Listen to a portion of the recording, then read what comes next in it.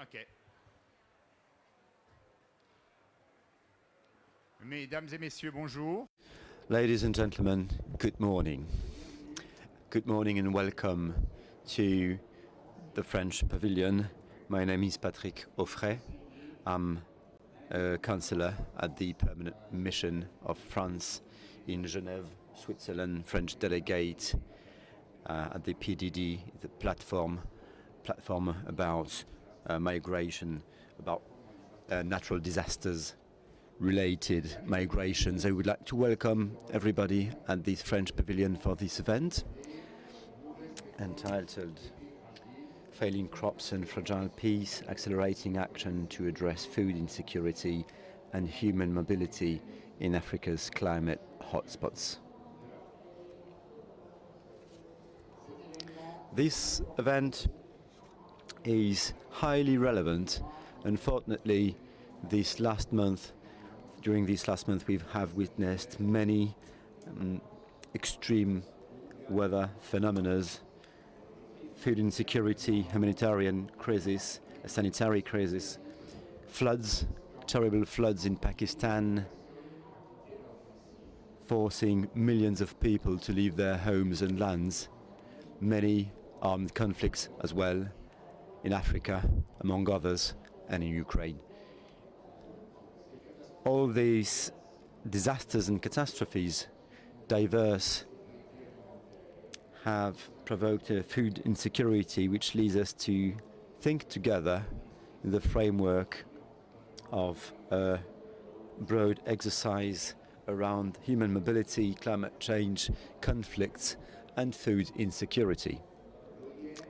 The IOM, the HCR, the FAO, the CICR, and the International Federation of Red Crosses, which I would like to thank from the bottom of my heart, are co-organizing this event, associating state partners and civil society partners. What's at stake today?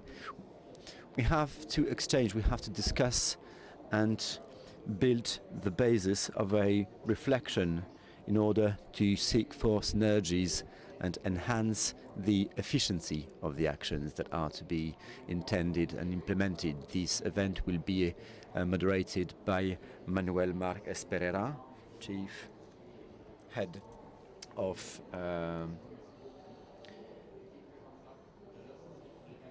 whom I thank and who is going to introduce the panelists. But before that, I would like to give the floor to Nardine Ad-El-Amin, representative of the FAO in Egypt, for opening remarks. The floor is yours.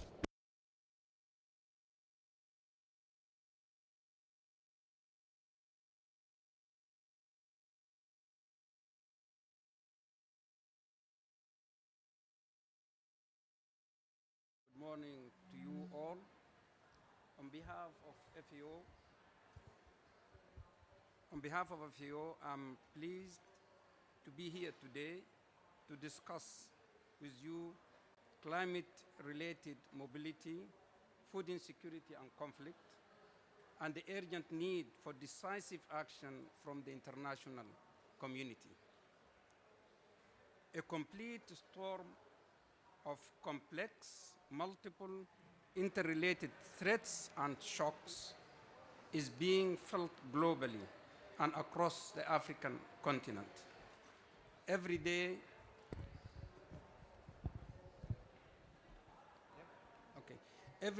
we are seeing destructive impacts of climate change, driving increasing intense climate-related disasters, affecting the lives and livelihoods of millions across the region.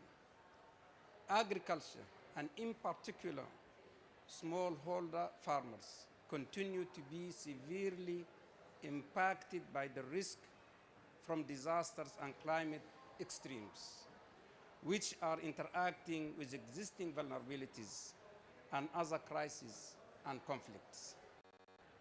Producing around a third of the world's food, smallholder farmers are hardest hit by multiple cascading shocks and stresses. They are struggling to survive in the face of crop failure, reduced agricultural production, loss of productive assets, infrastructures and livelihoods, and market disruptions. With the current global food crisis and high inflation and food prices, vulnerable populations are suffering the most and are being pushed to the edge. These impacts, often colliding with other crises, are contributing to high and rising humanitarian needs, driving displacement, affecting health, and undermining peace and stability. In 2021, more people from the African continent have been forced to flee disaster, conflict, and violence than ever before, further driving unprecedented level of hunger. In the Horn of Africa, more than 23 million people are displaced to be in the urgent need of humanitarian assistance, and acute hunger is expected to intensify due to an anticipated unprecedented fifth and increasingly likely sixth consecutive seasons of drought. In Ethiopia and Somalia alone, 1.5 million people have already been displaced by drought since late 2020. And based on current projections, this number is likely to increase significantly. For many people exposed to these multiple threats, adapting to climate change means migrating to secure lives and livelihoods of their families and communities. In the face of current future projection of large-scale climate-related mobility, rather than viewing climate-related mobility as a threat, we believe we must instead see the opportunities to explore new and innovative approaches to support rural communities across Africa, who are the backbone of food systems. Innovative approaches such as adapting bioeconomy model to strengthen agri-food systems and develop alternative sources of livelihoods with affected communities must be part of climate adaptation and resilience. Building capacities to advance circular approaches of water, valorization of waste, and other innovative ideas are critical. For example, in northeast Nigeria, around the shrinking lake of Lake Chad Basin, fishers and the families have been displaced because of insecurity and climate change. FAO, WFP, and UN Women have supported more than 300 displaced fishers to become fish farmers, helping them to adapt with alternative livelihoods. Likewise, we must also support those who have previously been forced to flee and abandon their livelihoods and wish to return to their communities, and who are now struggling to adapt to a rapidly changing climate and increasingly scarce natural resources. Today, we must work radically, all together, not only to help communities cope with the immediate impact of climate change, conflict, displacement, and hunger, but also to support their preventive, anticipative, and adaptive capacities to manage multiple climate risks impacts. Investing in climate-resilient agri-food system is anchored on community-led solutions to managing climate risks and scarce renewable natural resources in order to help fight hunger, but also address the drivers of displacement and contribute to sustainable peace outcomes. Thank you for your attention.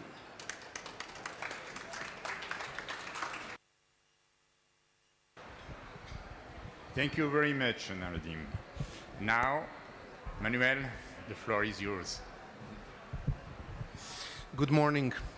Thank you, Nasreddin, for your words and your perspectives just now. Without further ado, and since Patrick already introduced me, my name is Manuel. I want to make a few remarks about today, right? Our event today on failing crops and fragile peace, accelerating action to address food insecurity and human mobility in Africa's climate hotspots. This is a very serious subject on a very concerning situation. Climate-related extremes have affected productivity of all agricultural and fishery sectors, with negative consequences for food security and livelihoods and the well-being of entire communities. Increased drought and flood events have increased pests and diseases that rising temperatures further cause widespread crop failure. Rising ocean temperatures, marine heat waves, and ocean acidity led to dramatic declines in fisheries, contributing to migration, especially in coastal communities of West Africa that are highly dependent on fisheries.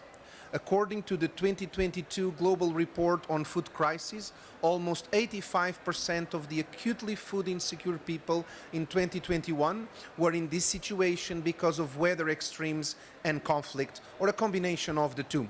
We know food insecurity continues to worsen. This has resulted in compounded risks for communities already under severe stress, especially in low-income countries, and leads to protracted displacement and increased humanitarian needs. To better understand the links between human mobility, food security, and climate change, but also conflict, we must prevent, prepare, and solve future crises. These links are complex as they interact with many other factors, including stability, social economical opportunities for individuals. Climate change can impact food security, but it also contributes to displacement and prevents durable solutions. When adaptation in situ is possible, and it is preferred by affected populations, we know it's essential to develop solutions for people to stay and strengthen their resilience. I would further end that under certain circumstances, the movement of people can also contribute to food crises, as agricultural land are left behind unattended. As Mr. Nasreddin highlighted, an essential aspect of human mobility linked to climate change and food security, migration, can be adaptation solutions in many of these contexts. Many households already rely on migration to compensate for shortfalls in crop production that arises from a changing climate. This is why it's essential to develop solutions for people to move in these contexts. I would like to bridge our conversation to a discussion that happened prior to the COP27 under the International Dialogue on Migration in October. It was discussed on the topic of overlapping global crises, the impacts of food insecurity and climate change on migration and displacement. The dialogue aimed at strengthening action to address the complex interlinkages between climate change, food security, and human mobility.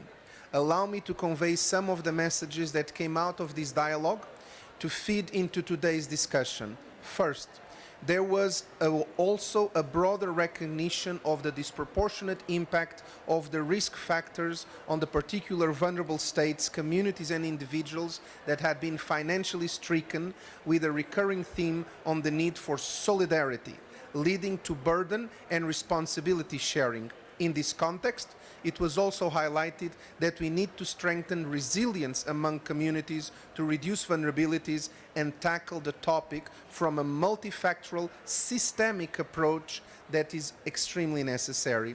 We also need to give priority to regional cooperation, to which the Kampala Declaration is now a reference. And without further ado, I would introduce you the speakers that we will have here today for our dialogue. I'm extremely happy to have here today with us Miss Imelda Kanzomba. She is the Principal Agricultural Officer of the Uganda Ministry of Agriculture, Animal Industry and Fisheries. She is also the climate change and gender focal points of the ministry and acts as COP27 negotiator for her country, bringing women and agricultural development issues into the discussions. Welcome, ma'am.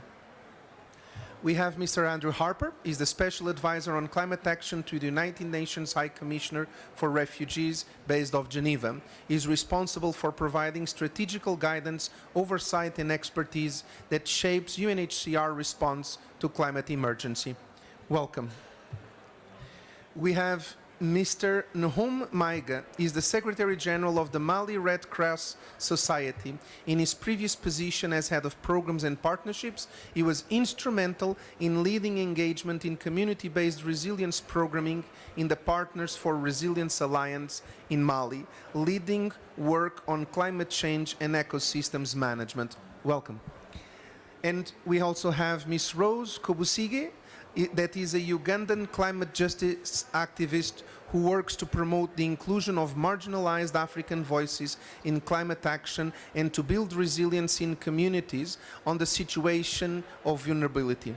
Rose is also the initiator and focal point of Yungu, a climate and migration working group. She's also the founder of Climate and the Biodiversity Initiative in Uganda. Welcome. And we also have Ms. Amy Mahout. She's a poet, an activist, a former refugee, and UNHCR Goodwill Ambassador. Amy has been a long-term advocate of UNHCR call for global leaders to make every effort and curb the devastating humanitarian consequences of climate crisis. Welcome. And finally, but online, we have Mr. Freedom Delali Oldzi. He's a PhD candidate at the University of Ghana. His area of research focuses on smallholder farmers, climate immobility and mobility decisions on households' food security in Ghana. He's also a member of the Climate Mobility Africa Research Network, the SAMARN. Welcome to all and also to the audience. Our panel today will be structured around a few questions that I will put to the participants. And you are also free at the end and more than welcome at the end to bring questions to them. I will start with Ms. Imelda, asking her, following the intervention of the Minister of Sierra Leone, as discussed, could you share with us another national perspective on the challenges faced by your country? Thank you. Thank you very much. You know, climate change is affecting us, all of us, differently. But in Uganda, we have had a lot of challenges. Regarding to climate change, we have had a lot of landslides in the eastern part of Uganda and also the southwestern part of Uganda. This has led to loss of lives, loss of crops and livestock, and also immigration. The government has been trying to figure out how to resettle these people who have had the landslides, where the landslides are taking place in the eastern part of Uganda and the southwestern part of Uganda. So this has also impacted a lot on food security, given that these people have lost their lives and their crops and livestock. So the remaining people who are being resettled, they are being resettled in places where they have to start a their livelihoods have to change, so they have to look for alternative livelihoods. So it's really impacting on food security. We've had challenges with new crop pests and diseases. A recent case, we had the locusts in the northeastern part of Uganda, and we've also had the fall armyworm affecting our maize crop. So those two have led to destruction to the crops and hence affecting food security for the country. We have also had a lot of flooding in the city areas. This also has led to a lot of loss of lives. The people in the cities, we always receive a lot of rain in Kampala, the capital city, and you find the people who are marginalized, who are staying in those marginalized areas within the city, have always faced a lot of floods, and some of them lose their lives. So these have been really serious impacts to climate change, not also underlooking the effect of droughts, mostly in the cattle corridor areas. The cattle corridor of Uganda stretches from the northeast part from Karamoja down towards southwest parts of Uganda. So you find that during the drought times, we have had loss of livestock, a lot, and this is the livelihood for those people because they are cattle keepers. So when their livestock dies, they're affected. The food security is affected because it's where they derive their livelihoods, they get their food, they take a lot of milk as their main food. So you find that lives are lost during drought. We have not had places to, we no longer have. They used to migrate from one place to another, the cattle keepers, but due to the population increase that we have, which is too much these days, we are about 45 million now, you find that they cannot migrate to other places. They have to remain in the same places despite the fact that the drought is an issue to them. So you find that they lose their livestock during the drought times, and also their livelihoods are affected because that is their income source. They sell cattle for school, to get money to pay school fees for their children, to get money to buy food. So you find that they cannot sell the cattle which are emaciated, and then nobody would take it on the market. So drought, floods, landslides have been key challenges to our economy as Uganda, and they have really set us back regarding food security. But not letting that alone, we have tried to see how we help those people in the hilly areas of eastern and southwestern Uganda. The government is doing some interventions regarding sustainable land management, climate smart agriculture, to see how they can work within the environment that they're living in without getting those disastrous effects from climate change impacts. Thank you. Thank you so much for those words. And to focus a bit on Uganda and the perspective of Uganda, I would ask Rose. Rose, you just heard Ms. Kanzomba sharing words about what's happening in Uganda, the complexity of the situation and the cascading risks. Can you share in a brief way some of the issues that from your perspective affect youth and vulnerable communities in Uganda? All right, thank you so much, Manuel. Thanks so much, Mr. Melda, for sharing the Ugandan perspective. And all you've said is absolutely correct. And I just want to add that in Uganda, we're still struggling with issues like stunted growth of kids. UNICEF shows that 1 out of 3 kids are stunted, and mainly because of poor nutrition, which goes back to issues with food insecurity, because with food security, we're talking about access, affordability, and quality. So it's still quite sad to have 1 out of 3 children below the age of 5 still stunted. And when she talked about, the floods in the western part in Kasese, the landslides in southwestern parts, and in Karamoja region, we've been having people starving the whole of this year. I mean, it's in the region, that Karamoja region, it's mostly like chronic hunger that has been happening in that area. So, and I feel like the system we are working on is not working, Madam. I think it's time that we realize that we need to rethink the system, rethink the strategies that we are using in terms of governing or implementing projects on fighting food insecurity and in revolutionizing agriculture. Many young people right now in the region I was talking about in Karamoja, they are on the streets as street beggars. Many young people, especially young girls and women, are on the streets as beggars, and the government is struggling with them.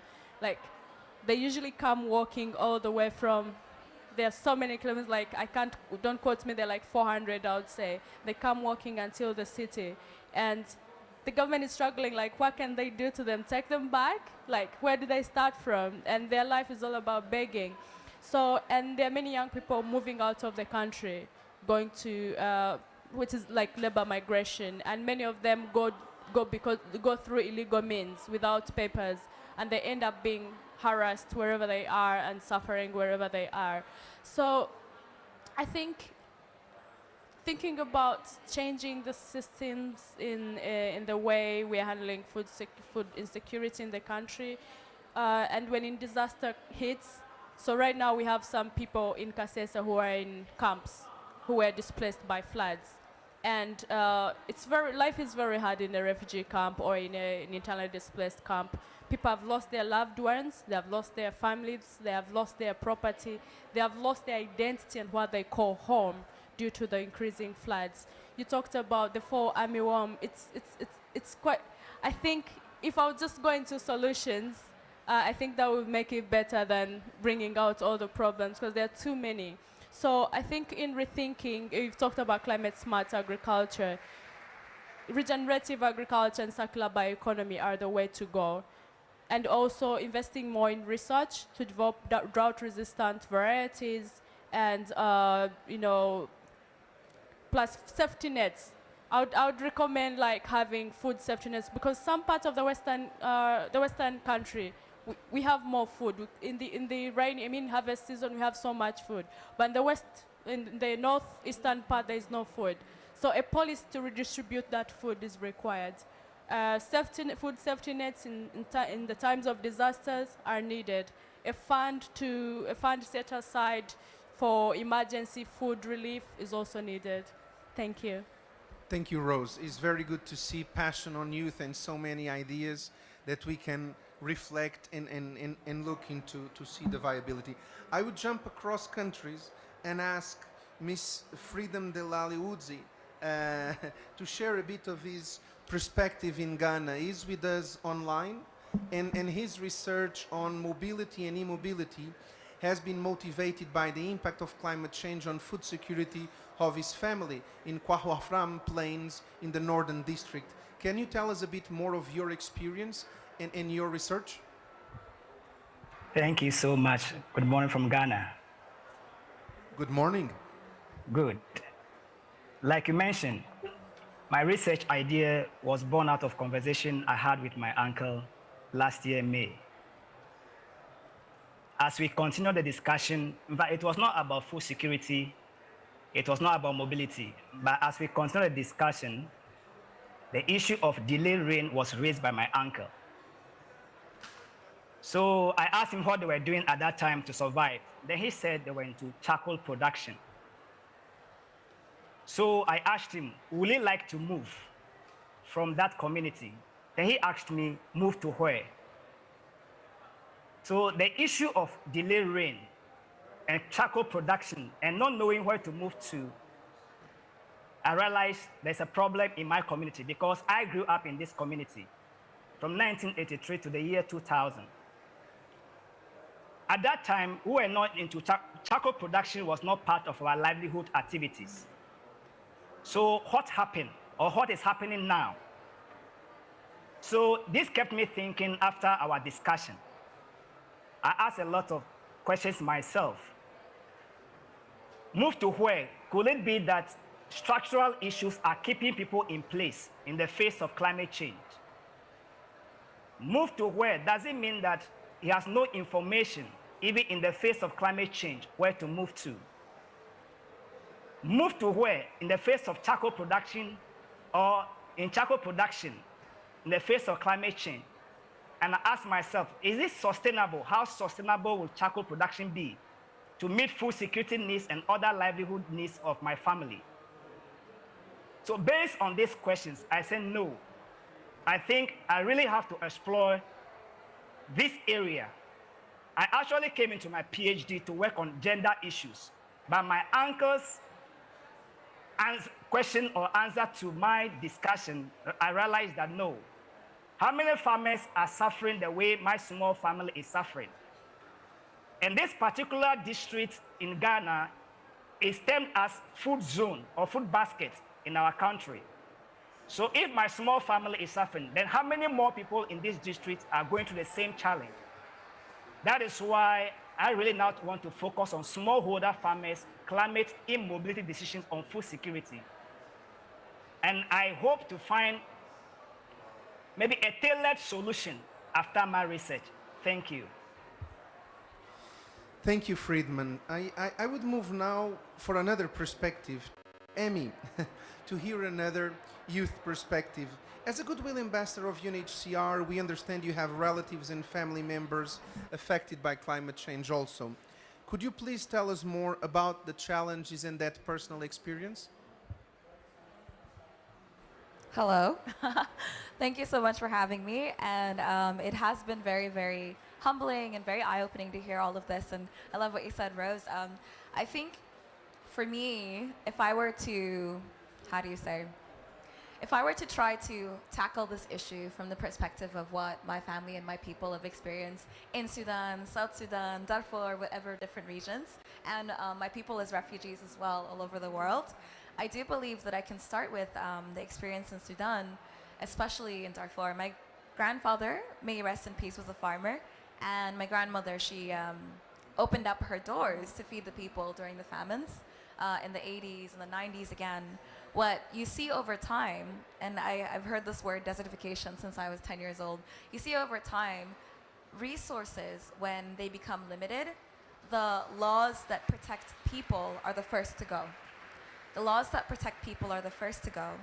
There becomes no accountability. People act with impunity. So you get to a point where the climate itself is affecting everyone, where crops are dying, livestock are dying as well. But you also get to the point where the social fabric itself, as a result of conflict and more, is also being torn apart. There's almost no social fabric left. When I hear stories of Darfur, when I hear stories of Sudan of old, I hear about the cooperation between the people. I hear about how the farmers would plant, and then there would be so much plenty that the livestock could eat. I hear about all of that. And I hear about mountains of green, and I hear about things that we didn't see in our generation, but that our older generation did have the chance to see. What I hear and see now is something that's much more devastating. I hear about neighboring communities destroying the, the farming communities. I hear about, from my own community members in the IDP camps, I hear about their crops being destroyed, and from communities elsewhere in the same region, I hear about them feeling bad that their livestock couldn't eat and that no one would help them. And I hear about different pieces acting with impunity, and there being no responsibility to protect, no responsibility to feed the people, no responsibility to address systemic inequality, structural violence, hundreds of years that have led to the structures being the way that they are. I think, for me, one of the hardest things also, and this is like a microcosm for what's happening in the rest of the world, is knowing that even when people are displaced, my father is he was born in a town that doesn't exist anymore. It was called Jack, it's gone. It was, I think in the Janek area, but that's where my dad was from, and it doesn't exist anymore. You find that when they move, they're dealing with the same sort of climate issues that the host communities are dealing with as well. So you're displaced out of the frying pan and into the fire. And then the worst part is that if you try to rebuild, you're rebuilding amidst conflict, amidst climate change, and you're rebuilding with limited resources. And on top of all of that, what I recently started talking about was even in the major cities, my cousin Mohammed, may he rest in peace, he was a teenager, and earlier this year, he passed away he drowned during the flood season in Khartoum, coming home from school. And it's hard to talk about it, especially with a platform, because you realize that between the time that you speak truth to power and then power actually acts, there is a buffer zone. And in that buffer zone, people die. Crops fail, livestock dies, people die. There are people at the causing end of climate change, of conflict, of insecurity, and there are people at the receiving end. If we're able to connect those people and work on the solutions together, I think then and only then will we be able to actually address these issues. Thank you, Amy. And I think that call to cover that bridge is extremely important. And the call to cover the bridge can only be covered with people on the ground and actors. And so I would ask Nahum to tell us, as a complement to these powerful experiences that have been shared, how the Red Cross Society perceives this. We understand you are anchored in communities facing complex situations and many times successive disasters. What are these communities witnessing on the ground as regards to climate change, conflict, food insecurity, and human mobility? Thank you.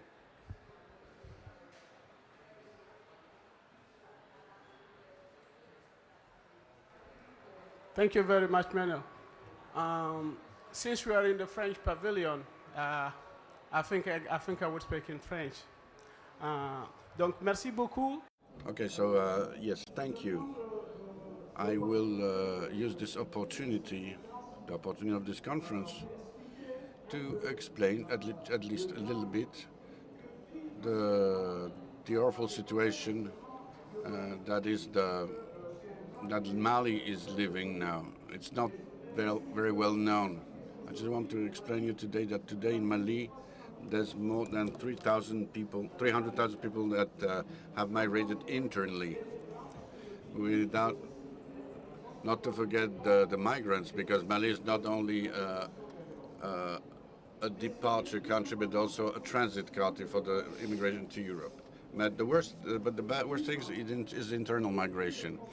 The country is confronted to a situation of conflict that has started with armed jihadist groups that fought between the communities. In Mali, all these armed groups you've heard of, Al-Qaeda, ISIS, Daesh, everything you've heard, they met in Mali to fight against populations. Today, two-thirds of the country are under control of these groups, which led to a huge mass migration of the populations. As you know, the country also has it's crossed by one of the biggest rivers in Africa, the Niger, and the biggest. Its lakes have been dried, which obviously made people migrate to zones where they can feed their cattle. This created a concentration of population in small zones where there are always conflicts about agriculture zones and about water. But I don't want to elaborate too much on this because many of you know the tragedy we live in Mali. But I would like to tell you about what we're trying to do as Red Cross. As you know, it's the biggest humanitarian organization in the country. 10,000 volunteers and 3,000 staff. We are present everywhere, including the conflict zones where the state is not present. So we're helping the state, but so I'm saying we are present even there where the state is not present. No, our actions are simple. It's focused on three main points. The emergency assistance to these populations, displaced populations, but not only to them, but also to the population that have stayed there, who suffer of poverty and who are the most impacted by the conflict, even more than those who migrated, because for the last 10 years they cannot do anything in terms of agriculture. They have no means to survive. They have no cattle, so their precarity is much worse than those who have moved. So our work is to provide them emergency assistance through activities like distribution of goods and through distribution of food for this population, for immediate needs. Apart from these emergency activities, we also do early actions, because those who moved from there to another place, they lost everything, their livelihood. For them, the emergency help is not enough. We need to help them to to start again activities that will bring them future. So they start to do some agriculture, because they're going to stay, for most of them, for a very long time.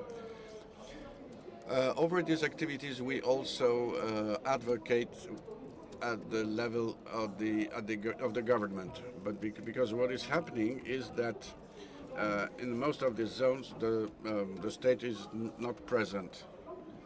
So we are actually working to advocate. So in the zones where the population have stayed, so the climate policies that are already present there but are not applied, are not implemented, we're trying to give the voice to these populations, so they are taken in consideration in the planned and actions planned by the state.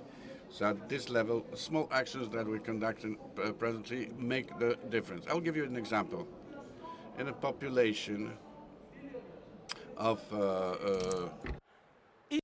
cow owners, they are in a village. They cut the trees because they need wood. We told them, you don't need to. You have cows that actually produce manure. So you can use this, what they produce, to produce gas. So after two years, we made a study that showed us that after they started to the biogas, very simple to produce this gas, they realized that they reduced by 35% the use of wood and wood cutting. It's simple actions that make the difference to reduce the effects of climate change. There are many other actions that we're conducting now with this population. Intelligent, smart agriculture. It's not about high technologies. It's about using their own knowledge, the knowledge that have been there for years, for tens of years, if not hundreds. All that to improve agriculture, to adapt it to these severe climatic conditions in which they live. This is what we're doing there as the Red Cross. We are ready to answer to all your questions and to tell you everything what we're doing in this area of climate change and the situation of these populations. Thank you. Thank you, Nahum. It's very clear that small actions can change the world. I would finalize this first part of the panel by asking Andrew to take a more of a continental perspective after all that we have heard, and if he could tell us how such is impacting lives and livelihoods of displaced people and vulnerable communities in Africa, and as considering that global food insecurity continues to rise. Andrew, over to you.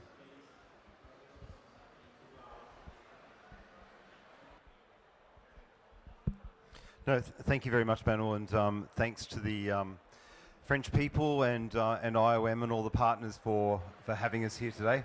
I think one of the great things about these panels is that you have representatives from IFRC, from the government, from the different agencies who are involved, because looking at food insecurity also has so many causes but also consequences. And one of the issues when we're talking about displaced people is that they probably represent the worst indicator, or maybe the best indicator, of the dysfunctionality of the international system at the moment. And that international system is likely to become even more dysfunctional, unfortunately.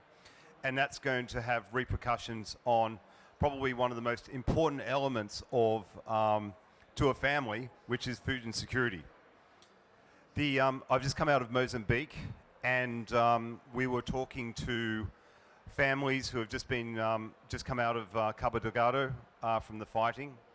But this is a story which could be replicated almost across Africa, where you have families who have got no choice. They've been forced to leave their homes. They've often moved from one village to another, seeking refuge within communities who are also food insecure. And then they may find themselves in a place of refuge, but which is completely alien to them. And whether it be refugees or IDPs, probably one of the biggest issues that they have is you don't have that social support network. forget about all the laws and legal instruments that people talk about and get fixated on. When you talk about actual protection, it's about the protection of the family. It's about the protection of the community. And when you're displaced, you often don't have that protection. And when we're looking at, again, whether it could be Mozambique or it could be parts of Uganda or the Sahel or elsewhere, a lot of the indicators are the same. We ask in all the focus group sessions that we have, because we've arrived from the north, and we sort of say, are your children going to school? And they say, no, in almost disbelief, because we don't have enough food. The children are trying to get food. If they have food, then maybe they can go to school. But then you go to the school and you talk to the teachers and they say they haven't been paid for 6 months. Then you talk to the teachers and you sort of say, okay, well, why isn't there a roof on the school? Because the cyclone just took it out last year and the year before and the year before that. So when we're talking about food and security, we've got to be talking in a much more holistic manner. It goes back down to human dignity, human security, collaboration, peaceful coexistence. And in many parts, there is the potential for food. Again, looking at Mozambique, relative to other locations, is a relatively rich part of the world. It has its disasters, fair enough. But if you look at the population that just came from Cabo Delgado, they were fisher folk. They were people who came from coastal areas, and they were put into a location. And the Mozambican government's been great. They provided land, they provided opportunities, but these people have got no idea. They've got no idea how to farm and how to survive. But this also represents an opportunity in which to move forward, because we then spoke to the Minister of Agriculture, and I was saying, what are your key issues? And they said, education. We need to put in place an educational system that can teach people how to adapt to a changing world. But we don't have the resources. We need to have the resources and the tools in which to make a difference.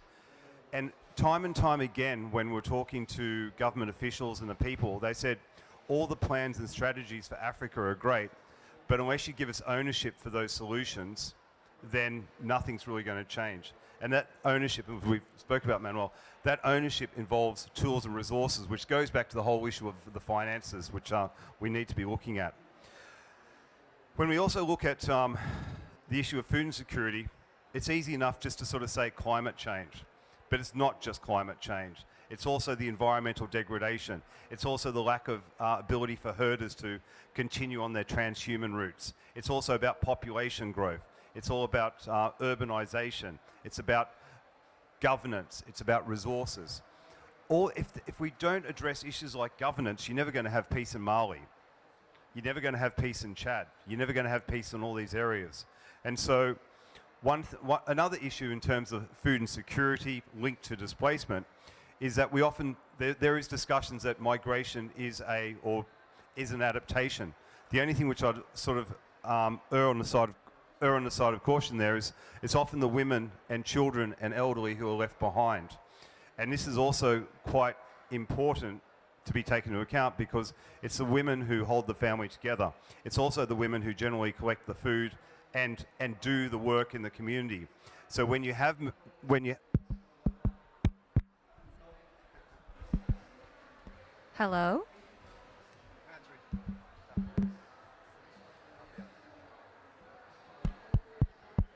Maybe I had a time slot.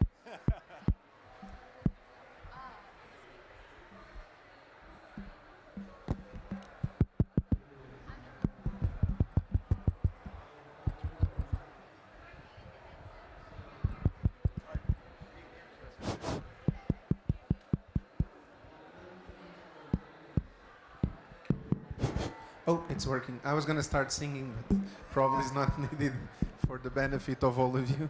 Yeah, that means there is God. As soon as you started talking about women. Yes. I won't go on through the rest of the issues, but I think we all know that food insecurity is only going to get more challenging. But assuming that the international community starts to act, inshallah, and assuming that we'll be getting the finances out in the field, what I do hope is that people listen to the people who are being impacted. And again, another example from the field, which has occurred more than once, is that there's still very much an assumption that others know better than what the communities need. And one example was let's say, an oil company in the north of Mozambique who came to the community and said, okay, you need a new health centre. And the population said, who told you we need a new health centre? What we need is a bridge. We need a bridge to move to the markets. We need a bridge in order to allow our children to go to school. Like, don't come to us and tell us what we need. And the one, probably my last takeaway would be, again, don't make decisions about us without us.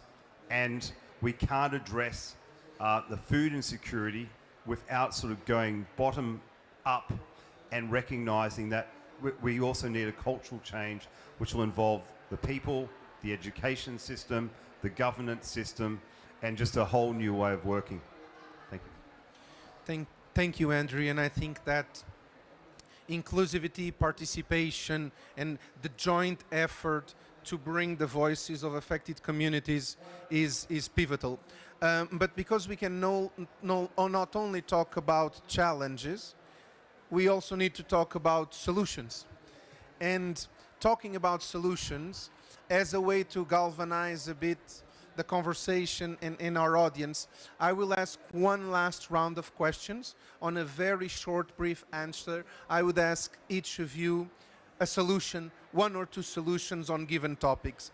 I will start by Rose, asking Rose, in this context and the highlighted impacts of climate change on food security and human mobility, please suggest us 2 policy solutions that you would put forward. Well, I think I'd kind of hinted on some of the solutions I thought, but one solution is establishing, strengthening and implementing a new system that relies on circular bioeconomy, a system that is less extractive. And the other one, which is like more of a truism, is addressing the root causes of vulnerability and food insecurity, the inequalities, because mostly it's the people who have been underserved for a long time, the poor living in hazard-prone areas that are at the front line of the climate crisis. So poverty, addressing poverty, addressing inequalities, addressing gender inequalities is very key. And I could add, lastly, I would say, again, to act proactively and not wait for disasters to hit. And then that's when we start taking food relief to the regions. But in case disasters have hit already with no preparation, then I would recommend having a food security fund and food safety nets to prepare for disasters and take care of the people in camps after displacement. Thanks. Thank you, Rose. Very concrete points. And I would move from the policy aspect to research and how research, trying to understand what happens on the ground, informs policy. So I would ask Friedman, that is with us online, how do you think research can support the policy solutions we have been discussing? Yeah, thank you so much. I believe a good policy should be based on data. And social research, one of the rules of social research is to better understand social problems. So the better we understand social problems, the better we can tailor solutions that can meet the needs of individuals or our communities. So we need data in this regard when it comes to climate mobility in the face of climate change and then on our food security issues. So we really need, if our Greek ministries can start collecting data when it comes to climate issues, food security and mobility, that will also help us. So research can inform policy that can really, really help our communities to survive or to really adapt in a better way. For example, but research can also be part of our problem. If we are looking at only one side, In this case, we are looking at climate mobility, but others are also left behind. That's the immobile population. So if research is focusing on only one side, some may be left behind. So like, we need a holistic research perspective when it comes to this issue so that we are not looking at those only on the move, but we should also pay attention on those who are left behind. Thank you. Thank you, Friedman. And I think the point of immobility was very well passed by you, and is something we need to look deeper into the questions of immobility. But I would ask Amy, what solutions would you like to see from your point of view as an advocate and as a goodwill ambassador that is constantly seeing these situations and advocating? What solutions? Hello. Testing.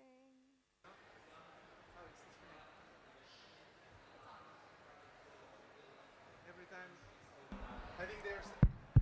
There you go, you got to hear them. Earlier, I was saying it stopped working for Andrew as soon as he started talking about women. Of course. All I keep thinking about, honestly, is the Red Queen effect. And thinking about, so the Red Queen effect basically says that it takes all the running you can do to stay in the same place. The way that oppression works is that if you put people in a position where all they can do is survive, there's no room for upward mobility. There's no room to plan for the future. There's no room for change, and there's no progress that can be made in the world. We're all very comfortable talking about how we're all connected when we're all in crisis or in the same situation. During COVID-19, the world was very ready to say we're all connected, we're all in this together. But I don't always feel the same sentiment when we're talking about climate change, when we're talking about oppression, when we're talking about conflict and everything Andrew was talking about as well, the breakdown of a social fabric.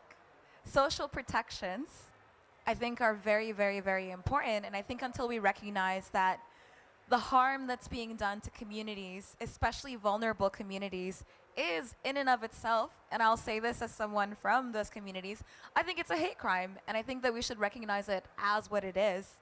The reality is that a lot of people, when they go through this, this inequality, when they go through these issues, they're not seen as being important or valuable enough to be included in the push forward.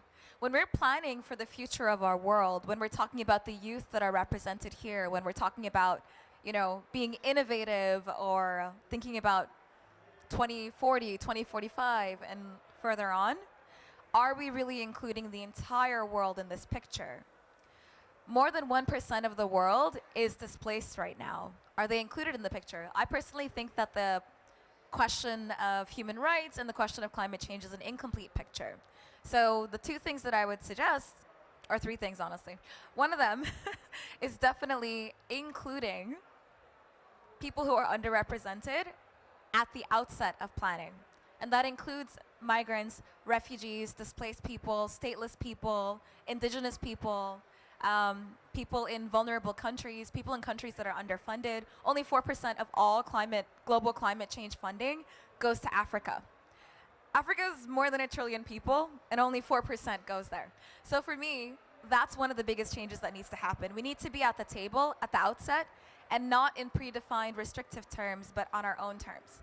The second, and I think also a pretty big thing, is that we need to recognize that neglecting these issues, especially the conflict aspect or the lack of protection and the human insecurity, neglecting that should be recognized for what it is. It is a violation of human rights. And I do fully, and I'll say this very firmly, I do think it's a hate crime when you think about populations, especially all over Africa, being completely ignored, and countries like my native country, Sudan, being left out of the picture, or Uganda or Ghana, like being left out of the picture when we're talking about the future. And then the last thing that I'll say that I think is very, very important is we need to ask ourselves, are we advocating for equality, or are we advocating to stay on top? Because when the world recognized that everyone is under threat of climate change, we started working on it, but are we working on it with the idea that the changes will trickle down to the most vulnerable people? Or do we have the idea of equitable solutions at the top and at the front of our sites? I'm really, really serious about this because I've seen time and time again, vulnerable people are not only vulnerable in one way.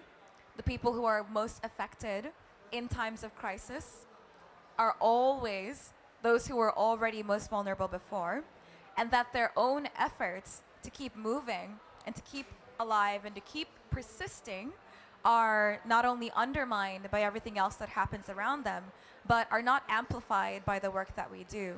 And I heard Andrew and I heard everyone saying that a lot of these populations, when they are forced to move somewhere else, they don't know how to survive or they don't know what to do. They do know how to survive.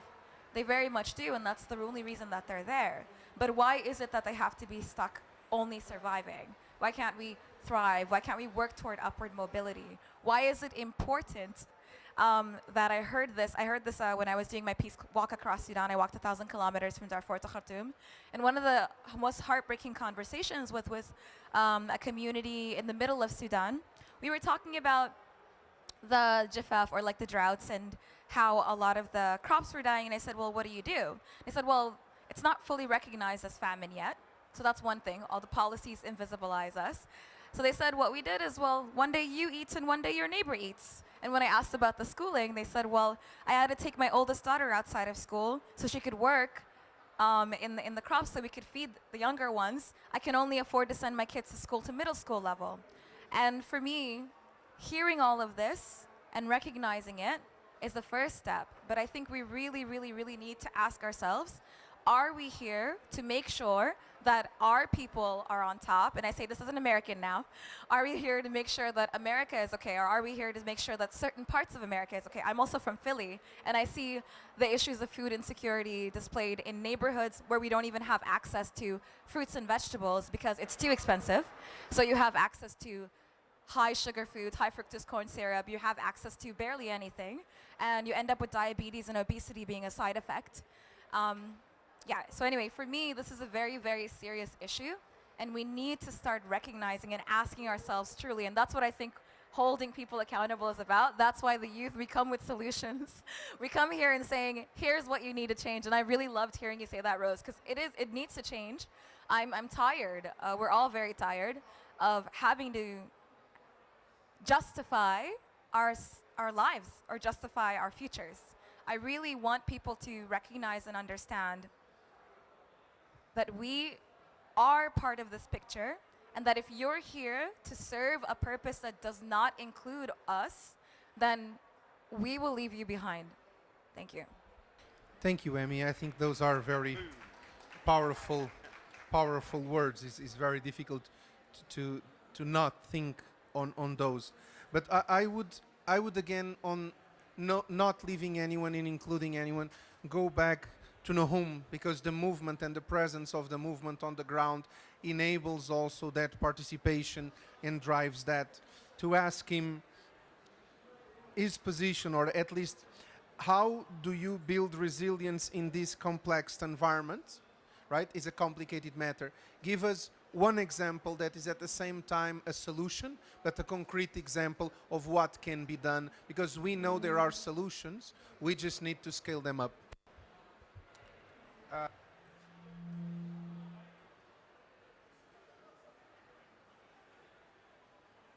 Merci Manuel pour cette. Thank you, Manuel, for this very important question, because the work of the Red Cross is on the developing the communities. Everything that we brought as help, as assistance, if this assistance does not help to develop resilience capacities of the community, that will do nothing, because the situation will get back to the previous what was there previous. So we have to concentrate on focus to focus on the development of communities through advocacy for good location of the help, because we didn't talk about the location of where the help, where the assistance is aimed geographically, where there are associations on the ground who know everything. They are on the heart of communities. If these organizations don't have the means to contribute to the resilience of the communities, nothing will work.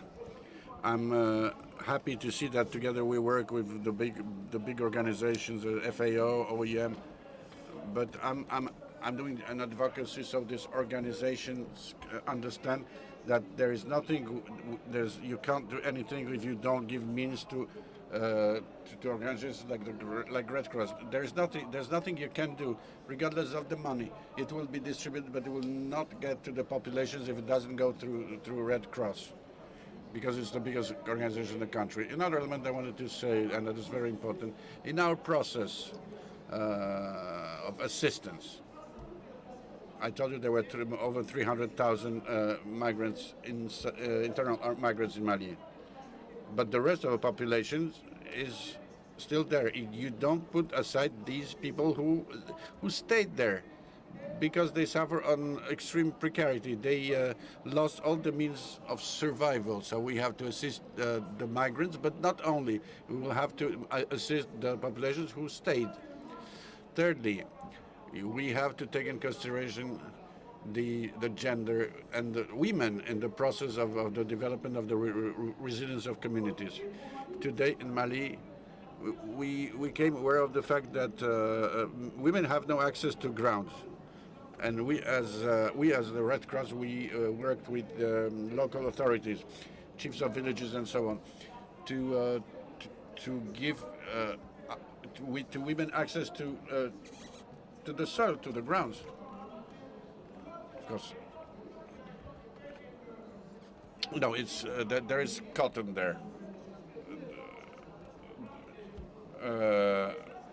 and you sell the cotton, you get the money. And we men, what we do with this money, we want to buy a second woman. So we've found a way to sign contracts with chiefs of villages who take the engagement to give grounds to women. And two years later, they became aware of the fact that the efficiency in these villages has increased enormously because women were finally taken in consideration. This is what we do when we intervene in these communities. We also need to take in account their own local knowledge. It's not about technologies, the basic actions, the basic knowledge that has to be valorized. This is something, I will give you an example. Adapted agriculture. You don't need no fertilizers because there are local solutions. You need to use these solutions to promote and to enforce the effectiveness in communities. Efficiency. Thank you. With the community, the localization, the access to land, especially for women that you pointed, are essential. And all of those things, the community, the points that about governance that Andrew has talked before, need governments. And so I would ask Imelda if she could tell us a bit more on the main opportunities that in Uganda bioeconomy can bring to this situation, and if she could also provide examples on how the country supports women entrepreneurship in agri-food systems, knowing that women with land help transform the food insecurity into safety. Thank you. Regarding bioeconomy, it creates alternative livelihoods for the women. The women, as they've already said, they are marginalized. And in my country, women don't own land. Most of them don't own land. So whatever they do on the land for the man. So if they are growing crops, their crops have to be for food security. If they are high-value crops, it's the men who will take charge. And even then, even when they do that, when time for marketing comes, it's the man to market. As he said, I was impressed by what he said. It's the same experience in Mali. So when the woman goes through all this, and at the end of the day, when marketing time comes, the man goes to market. He will not come back home. He will marry another woman and then comes back when the money is finished. remember, it's the woman who did everything. So it's really common in our continent as Africa, but what a bioeconomy is doing, it can create alternative livelihoods for the women especially, and the disadvantaged. There's a source of income also, and also it can help in preventing mobility, movement of the people, because when the women and the farmers, why I say women, because most of our small-scale farmers are women, it's about over 80%, so that's why I say women mostly. So when they're in bioeconomy, they will be able to stay in their homes. The movements are reduced because they have alternative livelihoods. They can generate income and sustain. As my sister said from Sudan, we shall keep in the same environment, but improving ourselves, not only for food security reasons, but also earning income. Our children should be able to go to school. And one of the examples that we are doing, like for Uganda, we were promoting climate smart agriculture. As the FAO person highlighted, some of these technologies have been there. We don't need much. One of the things we're promoting is agroforestry and climate smart agriculture, which is one of our NDCs in the agriculture sector. So we were training farmers, mostly women and men, obviously, because we have to include them, because if we don't include the men, the women can't go further because they stop them from going to trainings. They tell them you have to be home, take care of the children, so you have to include them. So we have always trained both, but we emphasize the percentage of women to train. So we were providing them with the neem tree to grow the neem tree for the biopesticides to help them in their vegetable gardens and other crops. And as they do that, they are protecting the environment, and also we are reducing on inorganic fertilizers. So they use most of that. We are teaching them how to compost and also be able to use biogas, as he said.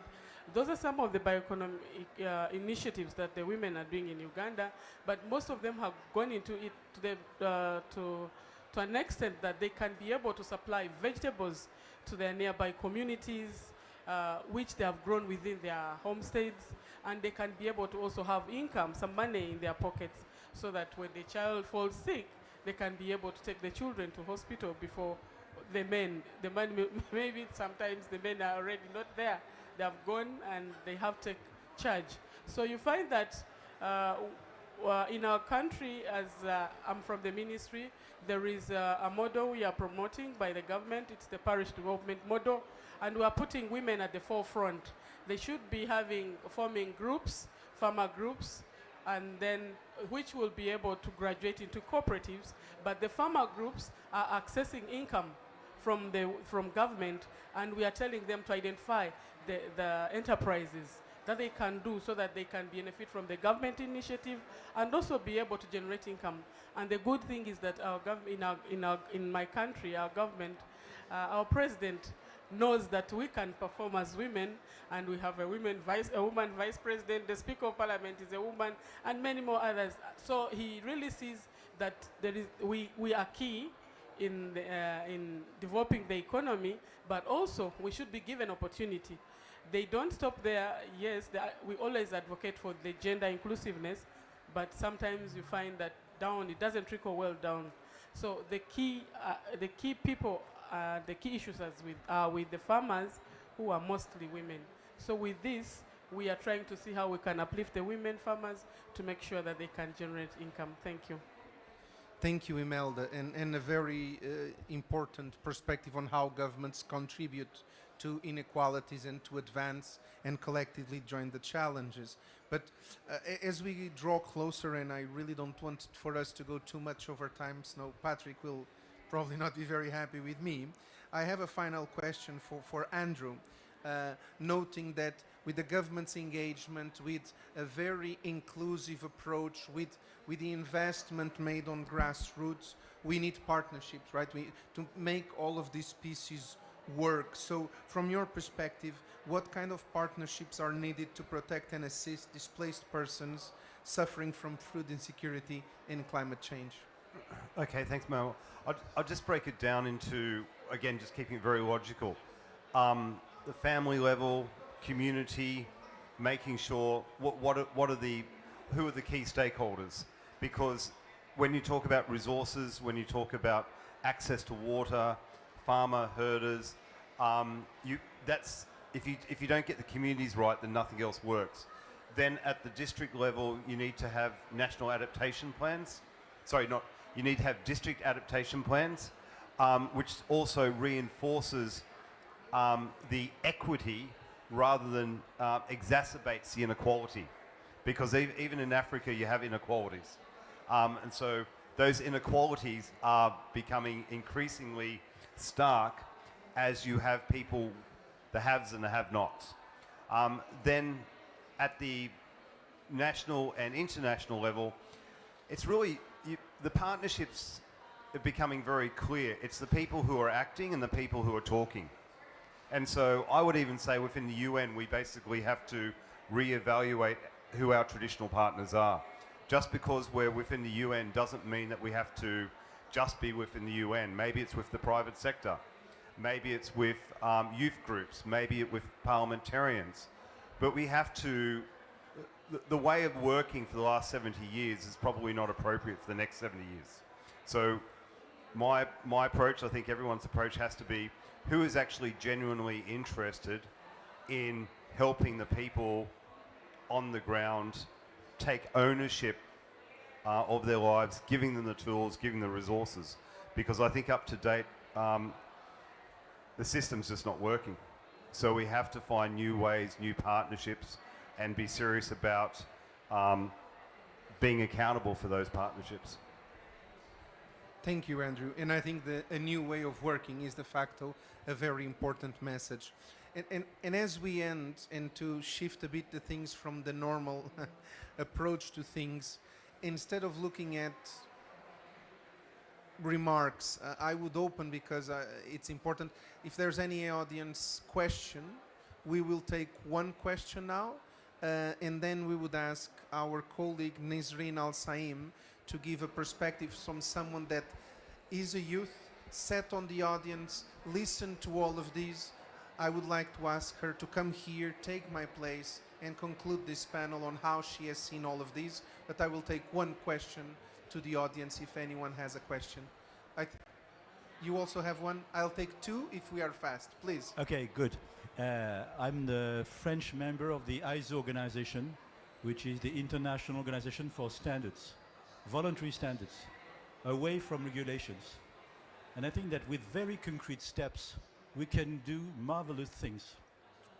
With the help of a foundation, we've developed a standard for dry toilets. Not very romantic, but very important, because a number of young girls do not go to school because they have not the proper means to have access to toilets. And the very fact that we are enabling by simple, good recommendations, because voluntary standards are about good practices. If you want to set up near a school dry toilets, that's easy.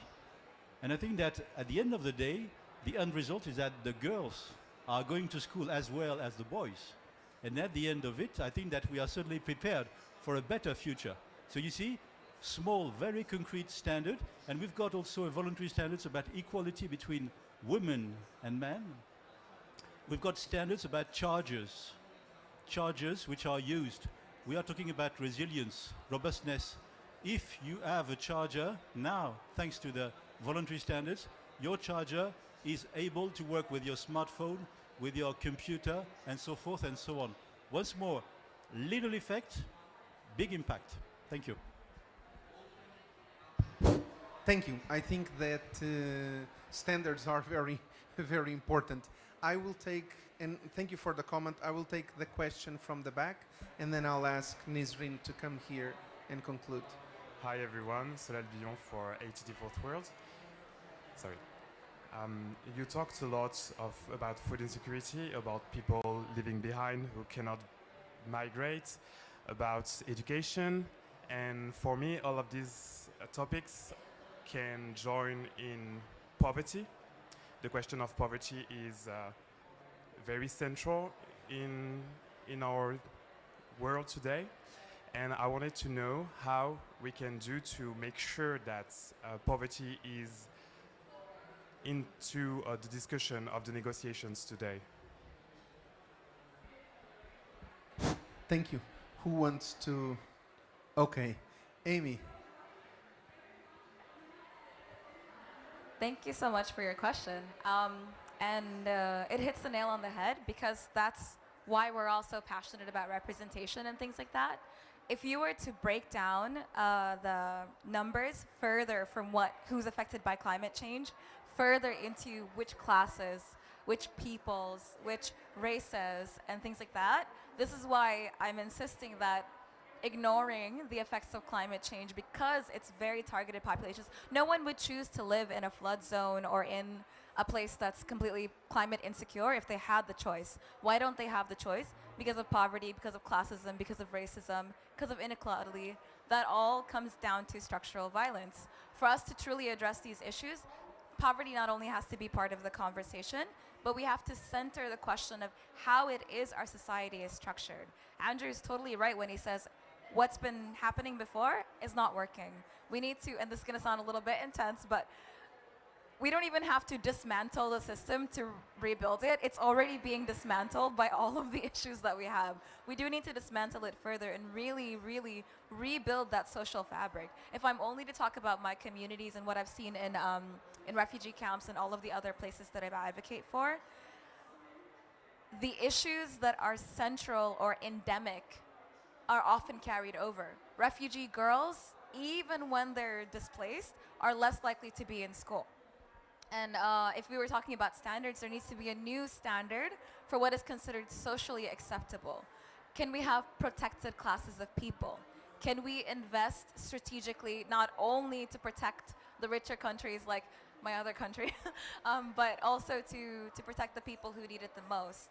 This is, you're absolutely right. I think the way that we can include poverty in the conversation is that we can start the conversation about addressing climate change even before adaptation. Adaptation talks about bracing communities against impending disasters. Let's start talking about it even before that. How can we ensure that we create social systems that uphold equality and not reinforce inequality? Thank you, Amy. No. I will give the word to Nizrin, which is the only person that has not speak. Apologies. Nizrin, you.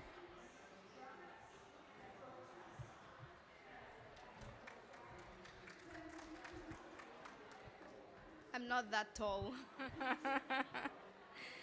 Thank you very much. I would like also to listen to Rose for 1 minute, please.